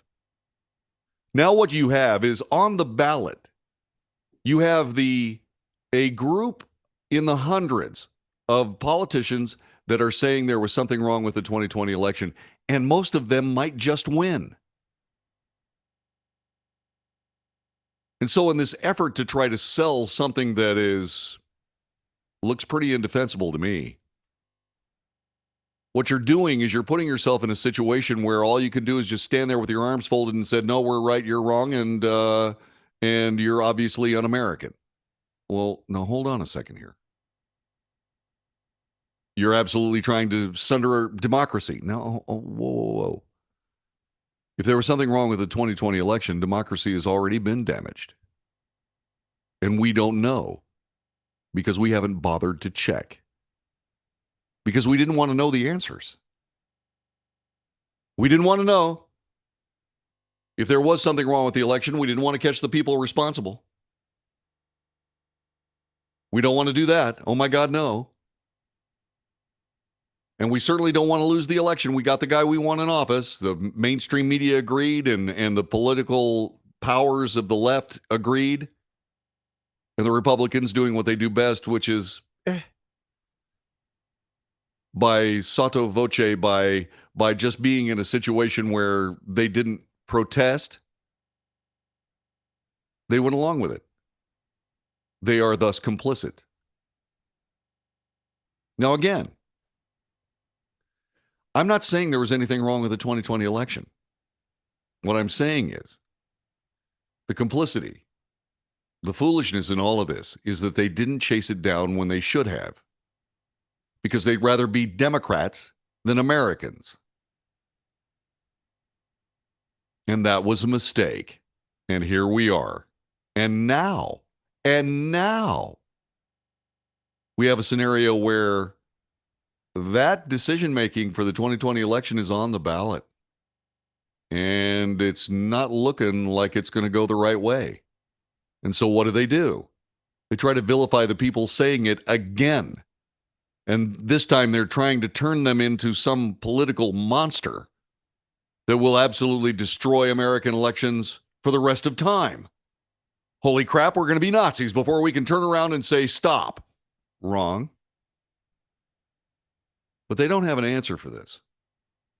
And it's on them. It's not on us. It's on them. They should have done the work necessary to stabilize the 2020 election, and they didn't do it. And it's not just the candidates that are the problem. The candidates are powerless if they don't win. So not only are you saying these candidates are just awful people, they're going to destroy American democracy. Well, what about the voters that put them in office? Is that not democracy?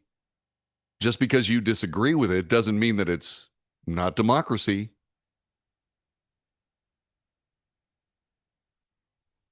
Across the country, 300 candidates who have either questioned or renounced the 2020 outcome without providing evidence will be on the ballot in 2022. Once again, there we go. Without providing evidence. There's all kinds of evidence out there. Have you seen 2,000 Mules? You ought to watch it. It's an amazing film. Watch it. Dinesh D'Souza nailed it. But that film's been debunked, John David. Yeah, debunked by who? How? How is it debunked? I heard it was debunked, but I never saw how. I never saw somebody actually take the film apart and say, well, this is wrong because of this, and this is wrong because of this. Once again, nobody wants to get into it because they don't want to find out that there was a problem with the 2020 election. Nobody does, except those of us who kind of hope that the government of the United States would operate in truth instead of politics. Truth cannot overcome politics because truth is reality. By implication, if you deny truth in politics, you're denying reality in politics. And we're there. These people are vying for Congress, governor, attorney general, secretary of state. Significant numbers are running in vital battleground states that help propel Joe Biden into the White House. USA Today Network examined 7 of those swing states that Biden won: Arizona, Georgia, Wisconsin, Michigan, Pennsylvania, New Mexico, and Nevada, representing a total of 84 electoral college votes. Many were targeted by former President Donald Trump and his allies, according to sworn testimony given at the January 6th Congressional Committee. What's wrong with that? That's what you do. If you don't like the results of an election, what you do is you find somebody that's going to run and you support them to get a different outcome. That's called politics. That is, I dare say, called democracy. But of course, these candidates, these people that are supported by President Donald Trump, is nothing more than a multi-layered plot to overturn the 2020 election. I have news. The 2020 election is 2 years ago. It's gone. You can't overturn it. It's not going to be overturned. It may be superseded, but then again, that's democracy too, isn't it? So they go on through all this. Each state has electors appointed by political parties who make up the Electoral College that formally elects the president. And the January 6th committee said the Trump campaign was trying to put different electors in and blah, blah, blah, blah, blah. Okay. Did it work? The answer is no. So all of this rumination is basically an academic exercise, correct? Correct. Was there a crime committed? No. No, there wasn't a crime committed. You can do anything you want to. You can sit there and point at a group of people and say, these are electors. Except if they don't actually get anywhere, then nothing happened, did it? Unless, of course, you're trying to ignore reality, which is what's going on. This is the Wells Report. My name is John David Wells. Telephone number 817-379-2172. So are these 300 candidates actually, honestly, subverters of American democracy? Are we headed toward Nazism? Is the entire world going to end? We'll talk more next.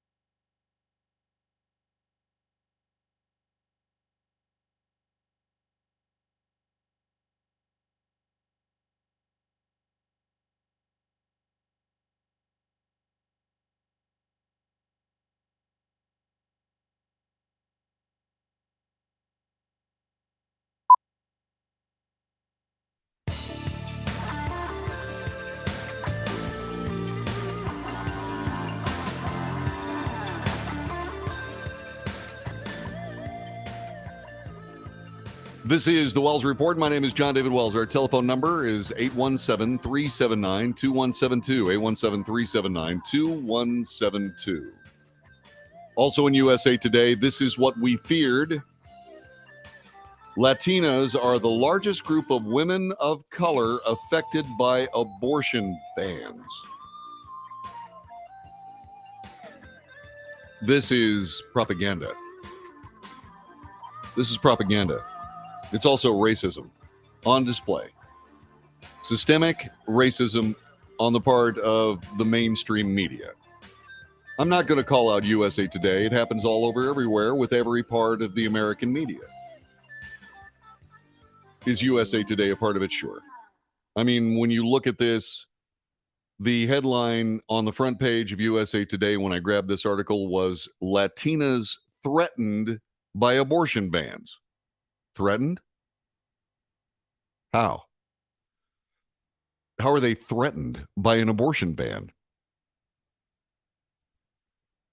And once again, there's this need to propagandize this for political effect. Why are they saying that Latinas are the largest group of women of color affected by abortion bans?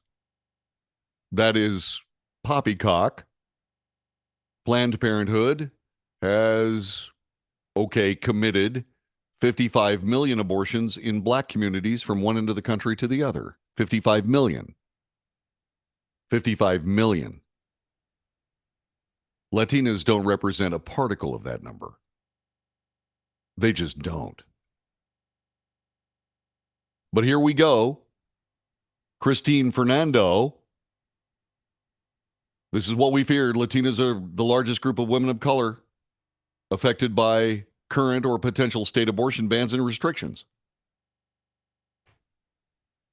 How about this? How about say no?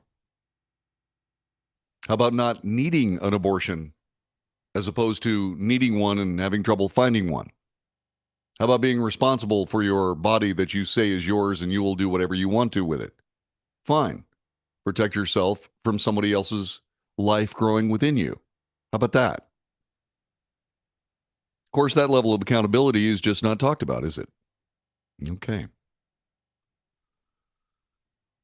And so, more than 60.5 million Latinas, 42% of Latinas ages 15 to 49, live in 26 states that have banned or are likely to ban abortion, according to a report by the National Partnership for Women and Families and the National Latina Institute, blah, blah, blah, blah, blah.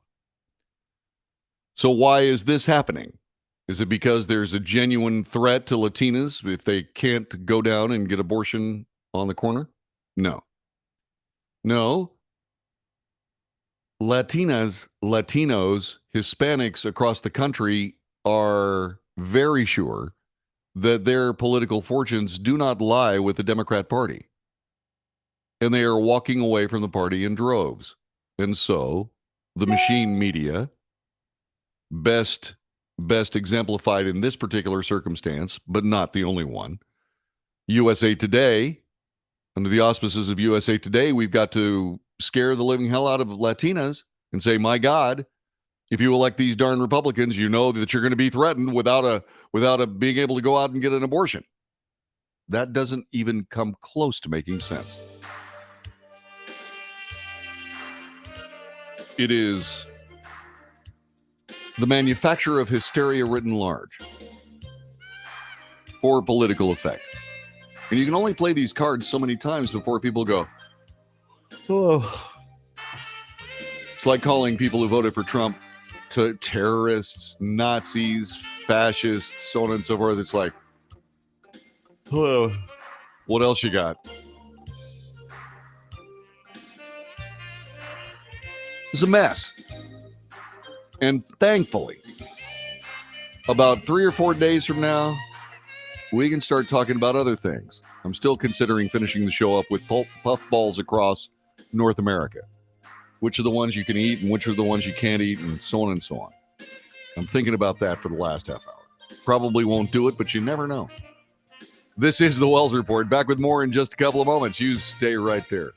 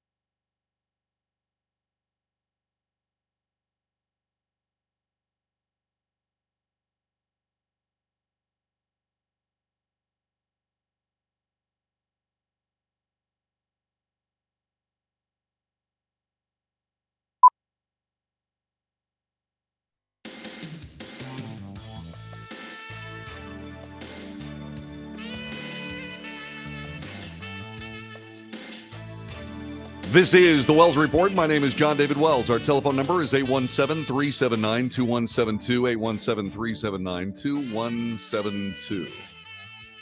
If you like this broadcast, if you find value in it, please share it with your friends. Please subscribe to this broadcast on the platform you're watching it on now. Do me a favor and give us a thumbs up or a like or whatever they have that says, hey, you know what? I like this show. That'd be great. And also, if you feel like actually helping the show out, by all means do so. Go to patreon.com/The Wells Report and give us $1 a month. That's all it takes. $1 a month. Be just fine. And you can go to Patreon, patreon.com/The Wells Report. Would love to be able to, keep this show rolling, but it's got to pay for itself. And so far, not so much. So if you think it's valuable, please, by all means, just throw $1 at it every month. I would appreciate that immeasurably. This is the Wells Report. I am John David Wells. And I got to tell you, I don't spend a lot of time reading the Daily Beast. The Daily Beast is, it's kind of a screed, actually. But in this particular case, they've got something that we ought to pay attention to. Here's the headline. Pollsters have no effing idea what's going to happen this election. What's fascinating about that is it's not because of a bunch of learned people at the Daily Beast saying these guys don't know what they're doing. It's the pollsters themselves saying this. Thanks, guys. Thanks so much. If the pollsters and handicappers end up being spectacularly wrong on election night, there's only one group that won't be too surprised, the pollsters and handicappers themselves, says the Daily Beast. The 2022 midterms could go exactly as modeled. A 20-some-odd seat pickup for Republicans in the House, maybe a 51-49 GOP Senate. But the people who watch these races the closest also warn they might be wrong in decisive ways in either direction. No one really knows for sure because, like every election, pollsters are extrapolating their best guess based on a set of assumptions. But unlike previous elections, the assumptions are getting bigger. According to David Wasserman, the U.S. House editor at the Cook Political Report, the big problem is that response rates suck. Yeah, they do. You know why?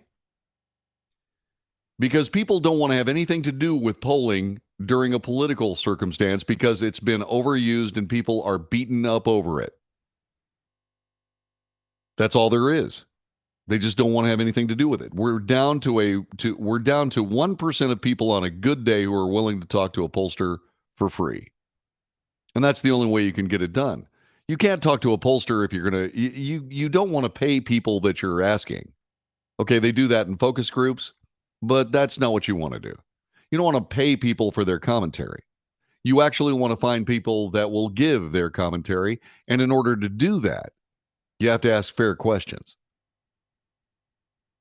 And people know what a fair question is. And they don't. It's called push polling. What they do is they come to a preconceived notion and then craft a question around the answer that you want so that people are drawn to the answer that you want. And then you say, see, polls say. Well, like I said, there's so many people that are responsible for their own misery. And pollsters are certainly one of them. Wasserman, perhaps the top handicapper of U.S. House races, says everyone's trying different ways to solve partisan non-response bias, essentially a measure of how a poll isn't representative of the actual population, but that means every pollster was making a different assumption about who's going to show up on November 8th that may or may not be accurate. Correct. Absolutely correct. Part of the issue is Republicans seem less and less inclined to answer poll questions. Another part is the pollsters are being less transparent about their methodologies to correct those types of difficulties. We are, in many respects, stumbling through the dark with headlamps and flashlights. We have a vague understanding of where these races stand, but there are bound to be surprises. Yeah, Yeah, we've seen that, haven't we? Nate Silver, the founder and editor-in-chief of the data-driven news site 538, expressed many of the same concerns. The quick version is polling is getting harder because fewer and fewer people answer phone calls from unknown numbers. And among those who do, it's still a fairly big ask to ask them complete a long survey at the time of declining civic trust. See how all this stuff goes hand in hand? It's very, very much like a roof. You start at the bottom and you lay these shingles down and you work to the top. That's how all this works. If you start skipping around and you start doing other things, you don't have a roof that will keep the rain out. And that's where we are right this minute. These people have created this entire mess. So people who do respond are unusual in some respects in ways that you may or may not be able to correct for. And there may also be the risk of overcorrecting. Of course. Of course. Silver noted that online polls could avoid some of these problems, but they introduce others, namely that it's hard to get a truly random sample online the way you can with phone numbers. Right. And you know why this is? It's because people know way too much about us based on our phone numbers. Once again, it's that privacy thing. We are responsible for our own intellectual property. And it's high dang time that we have our ownership of our intellectual property, which means you don't get to go into my phone and see where I've been browsing because it's none ya business. Anyway, maybe that's a law we can get passed sometime in the near future. I don't think that polling is irretrievably broken, but we shouldn't expect to pinpoint accuracy. And there is no necessary correct gold standard on a way to conduct a poll. No one really knows if the polls have systemic problems this year. While 2020 polls undercounted GOP support, the 2018 midterm polls were pretty much dead on. But I think it's sunk in more that after 2020 that polling may be hard to fix. And even numbers nerds like me are approaching polling with a bit more skepticism. Yeah. All you got to do is compare the results to the polls. They're wrong. And they're wrong because we don't want to have anything to do with it. And why don't we want to have anything to do with it? Because these politicians, because this entire process has been hitting us in the face every single election. Do this or the entire world is going to collapse. They're wrong. They're monsters. They're Nazis. They're fascists. They're this. And that's the way it's been since 2008. And I talked about scorched earth being a part and parcel of Democrat electioneering. And make no mistake, the Republicans weren't really bashful about calling their political opposition the boogeymen either. But at the end of all of it, all these cards have been played way too many times. And the people of the United States are finished with it. Here's what we have. By virtue of the fact that both sides keep trying to vilify each other constantly and make each other the issue as opposed to actually following the issues, we end up believing that there are monsters on both sides that we have to protect ourselves from, and you have to vote for the lesser of two evils. Have you heard that before? And so when you're in a situation where now you have what you consider, because each side says the other sides are monsters, what do you have? By golly, you have a government you can't turn your back on. And we have a government we can't turn our back on. We turn our back on our government, and before you know it, they're teaching our kids how to have sex in elementary school. Not about sex, about how to have sex. It's grooming. That's what I think. That's just my opinion. But I find the whole thing reprehensible. But that's what happens when you have a government you can't turn your back on. So consequently, we have to keep focusing on this government we can't turn our back on. And it gets tiresome after a decade or so. You're sitting there going, Really? These people are idiots. They're children. They're running around making stupid statements about everybody else, vilifying their political enemies, and it makes the problem worse. And then somebody calls you on the phone and said, "Hi, I'm with polling." By the way, the uh-uhs were part of the name. Don't ask me to spell it. And you go, "Buzz off." Click. I take part in that polling. I do. I take part in the polling. And I do so because I think it's the right thing to do. And besides, I have been pummeled by all this stuff now for decades. I've been pummeled with this political garbage for decades. And I have to say that I'm kind of immune to it, so I don't have any problem talking to a pollster. But am I the right guy to give my point of view? Probably not. I'm way over-informed on the process. I'm over-informed on everything. And that's not to say that people that don't do this for a living or people that don't feel the same way about this country that I do are somehow lacking. They're not lacking. You want to talk to the average human being.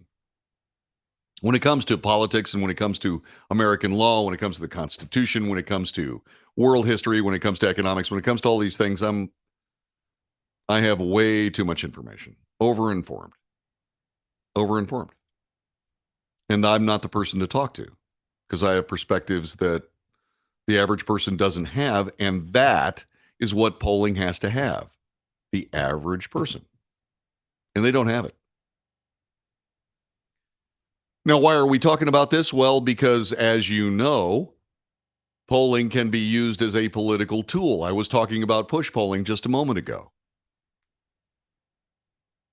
Well, you'll note that whenever, say, for example, a political opponent is on the other side of the American press, there's suddenly a polling question. There's a poll.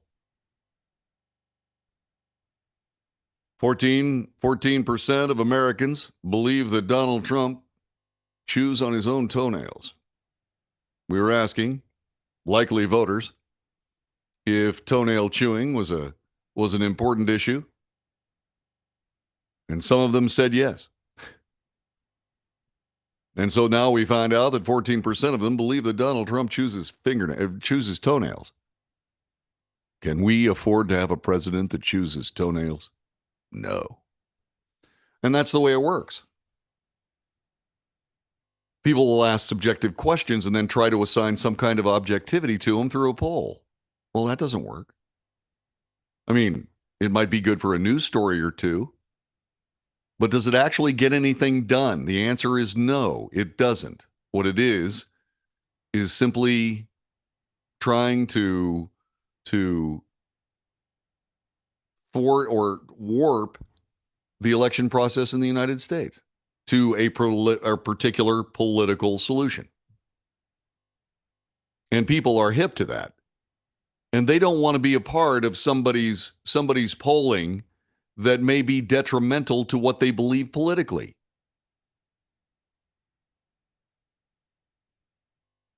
And once again, all these companies have done it to themselves.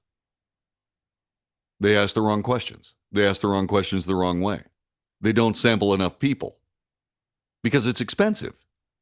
It's expensive to sample the kind of people that you have to have. Basically, you got to have there's a particular formula. I happen to believe it's way too small to get a particular small universe of the American public. I think it takes about, give or take 40,000 people.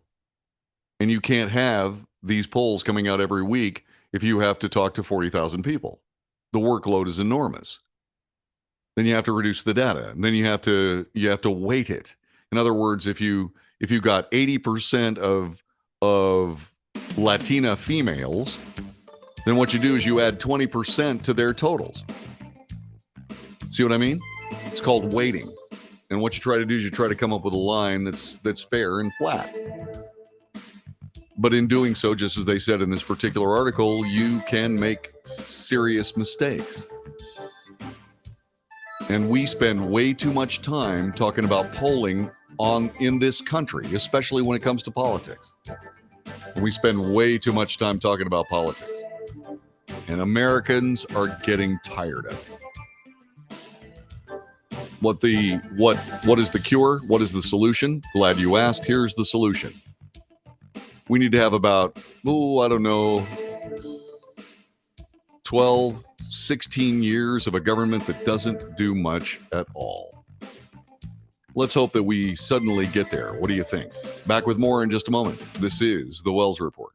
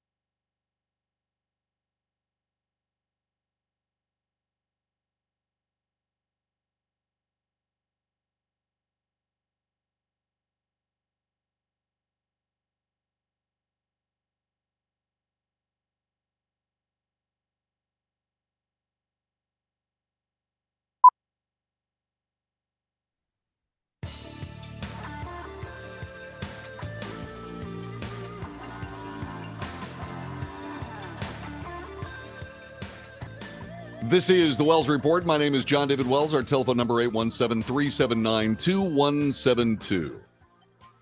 I was reminded by Mike Renwee something that the great Rush Limbaugh said, and it's absolutely true, that polling shapes public opinion. It does not measure it. And once again, that's the problem with polling. If you really, really want to find out what the American people think, ask them a straightforward question. I do it all the time. Okay? Let me give you an example of what I'm talking about. I asked earlier today, Donald Trump is considering a 2024 run for the presidency. Do you want him to? Yes or no? And why? I didn't say, Based on the failures of the Joe Biden administration and how terrible it's been with Kamala Harris and the incompetence and all that kind of crap, do you honestly think that a run for the presidency by Donald Trump would be a good idea? They do that, by the way. Maybe not so broadly, maybe not so cartoonish, but that's actually done. You've seen it yourself. Polls are really, really good about telling you what people are thinking, but they don't tell you what question those people were asked and under what circumstances. And that's the problem. So, in other words, polling is a blunt instrument. It's not precise. It's basic trends.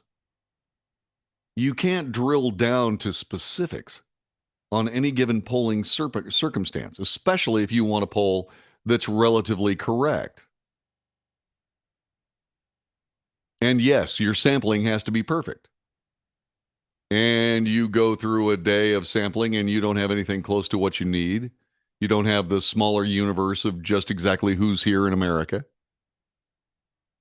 And so what you do is you go for another day and another day or another day, and you keep expanding the workforce until you have enough people that are calling enough people, asking enough questions to get a reliable sample. Well, remember, these things are coming out about every week. It takes an enormous effort. And then when you have polling companies that really don't care and are truly trying to shape public opinion instead of measuring it, well, that puts a whole bunch of mud into the water. And that's where we are. That's where we are. Yeah. So what's going to be happening? Well, tomorrow, the Justice Department will deploy election monitors to 64 locations on Election Day to ensure compliance with voter access law and to prevent intimidation and interference. President Joe Biden will just finish stumping for New York Governor Kathy Hochul in her reelection bid, part of a final tour of stump speeches supporting Democrat candidates.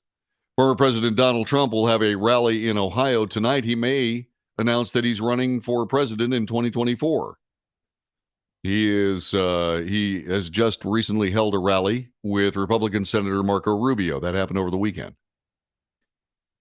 Biden, the Democrats are facing some of the darkest forces in U.S. history. Where does this guy come up with this stuff? The Democrat Party is up against some of the darkest forces in American history. These MAGA Republicans are a different breed of cat. Yeah, Biden predicted Democrats have a fighting chance, even though the party that controls the White House tends to take a beating in midterm elections. We should be being blown away, Biden said. Instead, he's optimistic about the House, and Democrats have a shot at keeping the Senate and increasing it. Yeah.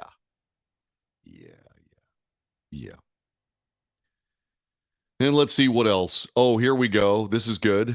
Just how much of a racist are you? Well, President Joe Biden warned in a radio interview Republicans will undo the progress that Black Americans have made under his administration if GOP gains control of the House and Senate. Every single thing I proposed, with virtually one or two exceptions, the Republican Party has been against it. Yeah, it's because it's stupid. Biden said during the talk radio program, Keeping It Real with Reverend Al Sharpton. The interview was taped Sunday and broadcast today. Biden cited several initiatives his administration has pursued that have benefited Black Americans, including student loan debt forgiveness, which hasn't happened yet, $5 billion in funding for historically Black colleges and universities. I believe Trump did that too. As a matter of fact, I think he made it permanent. Cutting the cost of prescription drugs. No. And the appointment of the first Black woman on the U.S. Supreme Court. Yes. Yes, indeedy. Yeah, and then, by the way, you don't get to complain about institutional racism when you take pride in the appointment of the first Black woman on the U.S. Supreme Court. See, what you really need to do is you need to say, we got the best jurist in the entire United States, and she just happens to be a Black woman. That's not racism. Yeah, okay. So there you go. That's the Wells Report for today, and I want to thank you very much for being a part of it. Once again, if you find value in this show, share it with your friends.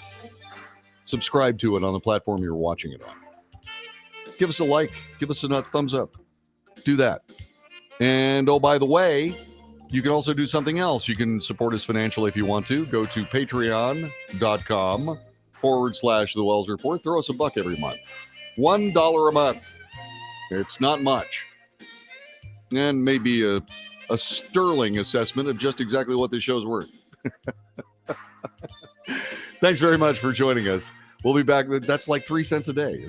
I mean, when I say here's my 2 cents, well, there you go. This is the Wells Report. We'll be back tomorrow for another edition of this broadcast. Thank you. And okie dokie. And there we go. Is there anything else we need to discuss? Let's see. We got your 6 on insulting trollers. Thank you for your service. Oh, you're certainly welcome, Gary. It was a privilege. Yeah, it was a privilege. I don't know what happened to Randy. I don't have any idea. He's a good guy, and then he wasn't. I don't know what happened.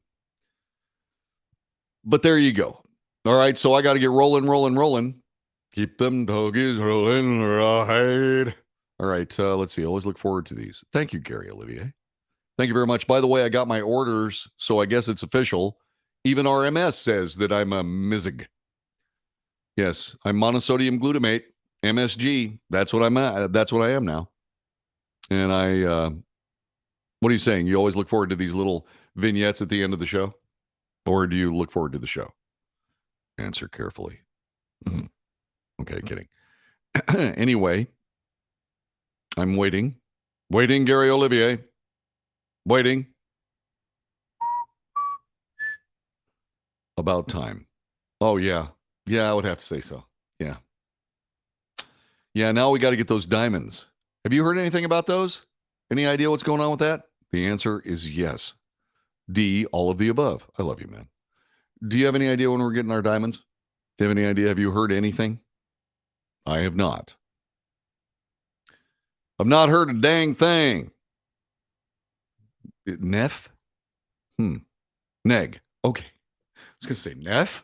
Really? All right. I got to go. I got work to do, and I got to put this up on Patreon and Rumble, and that's what I'm going to be doing for the next few minutes. So God bless all y'all, and I will see you tomorrow, Election Day, after I vote.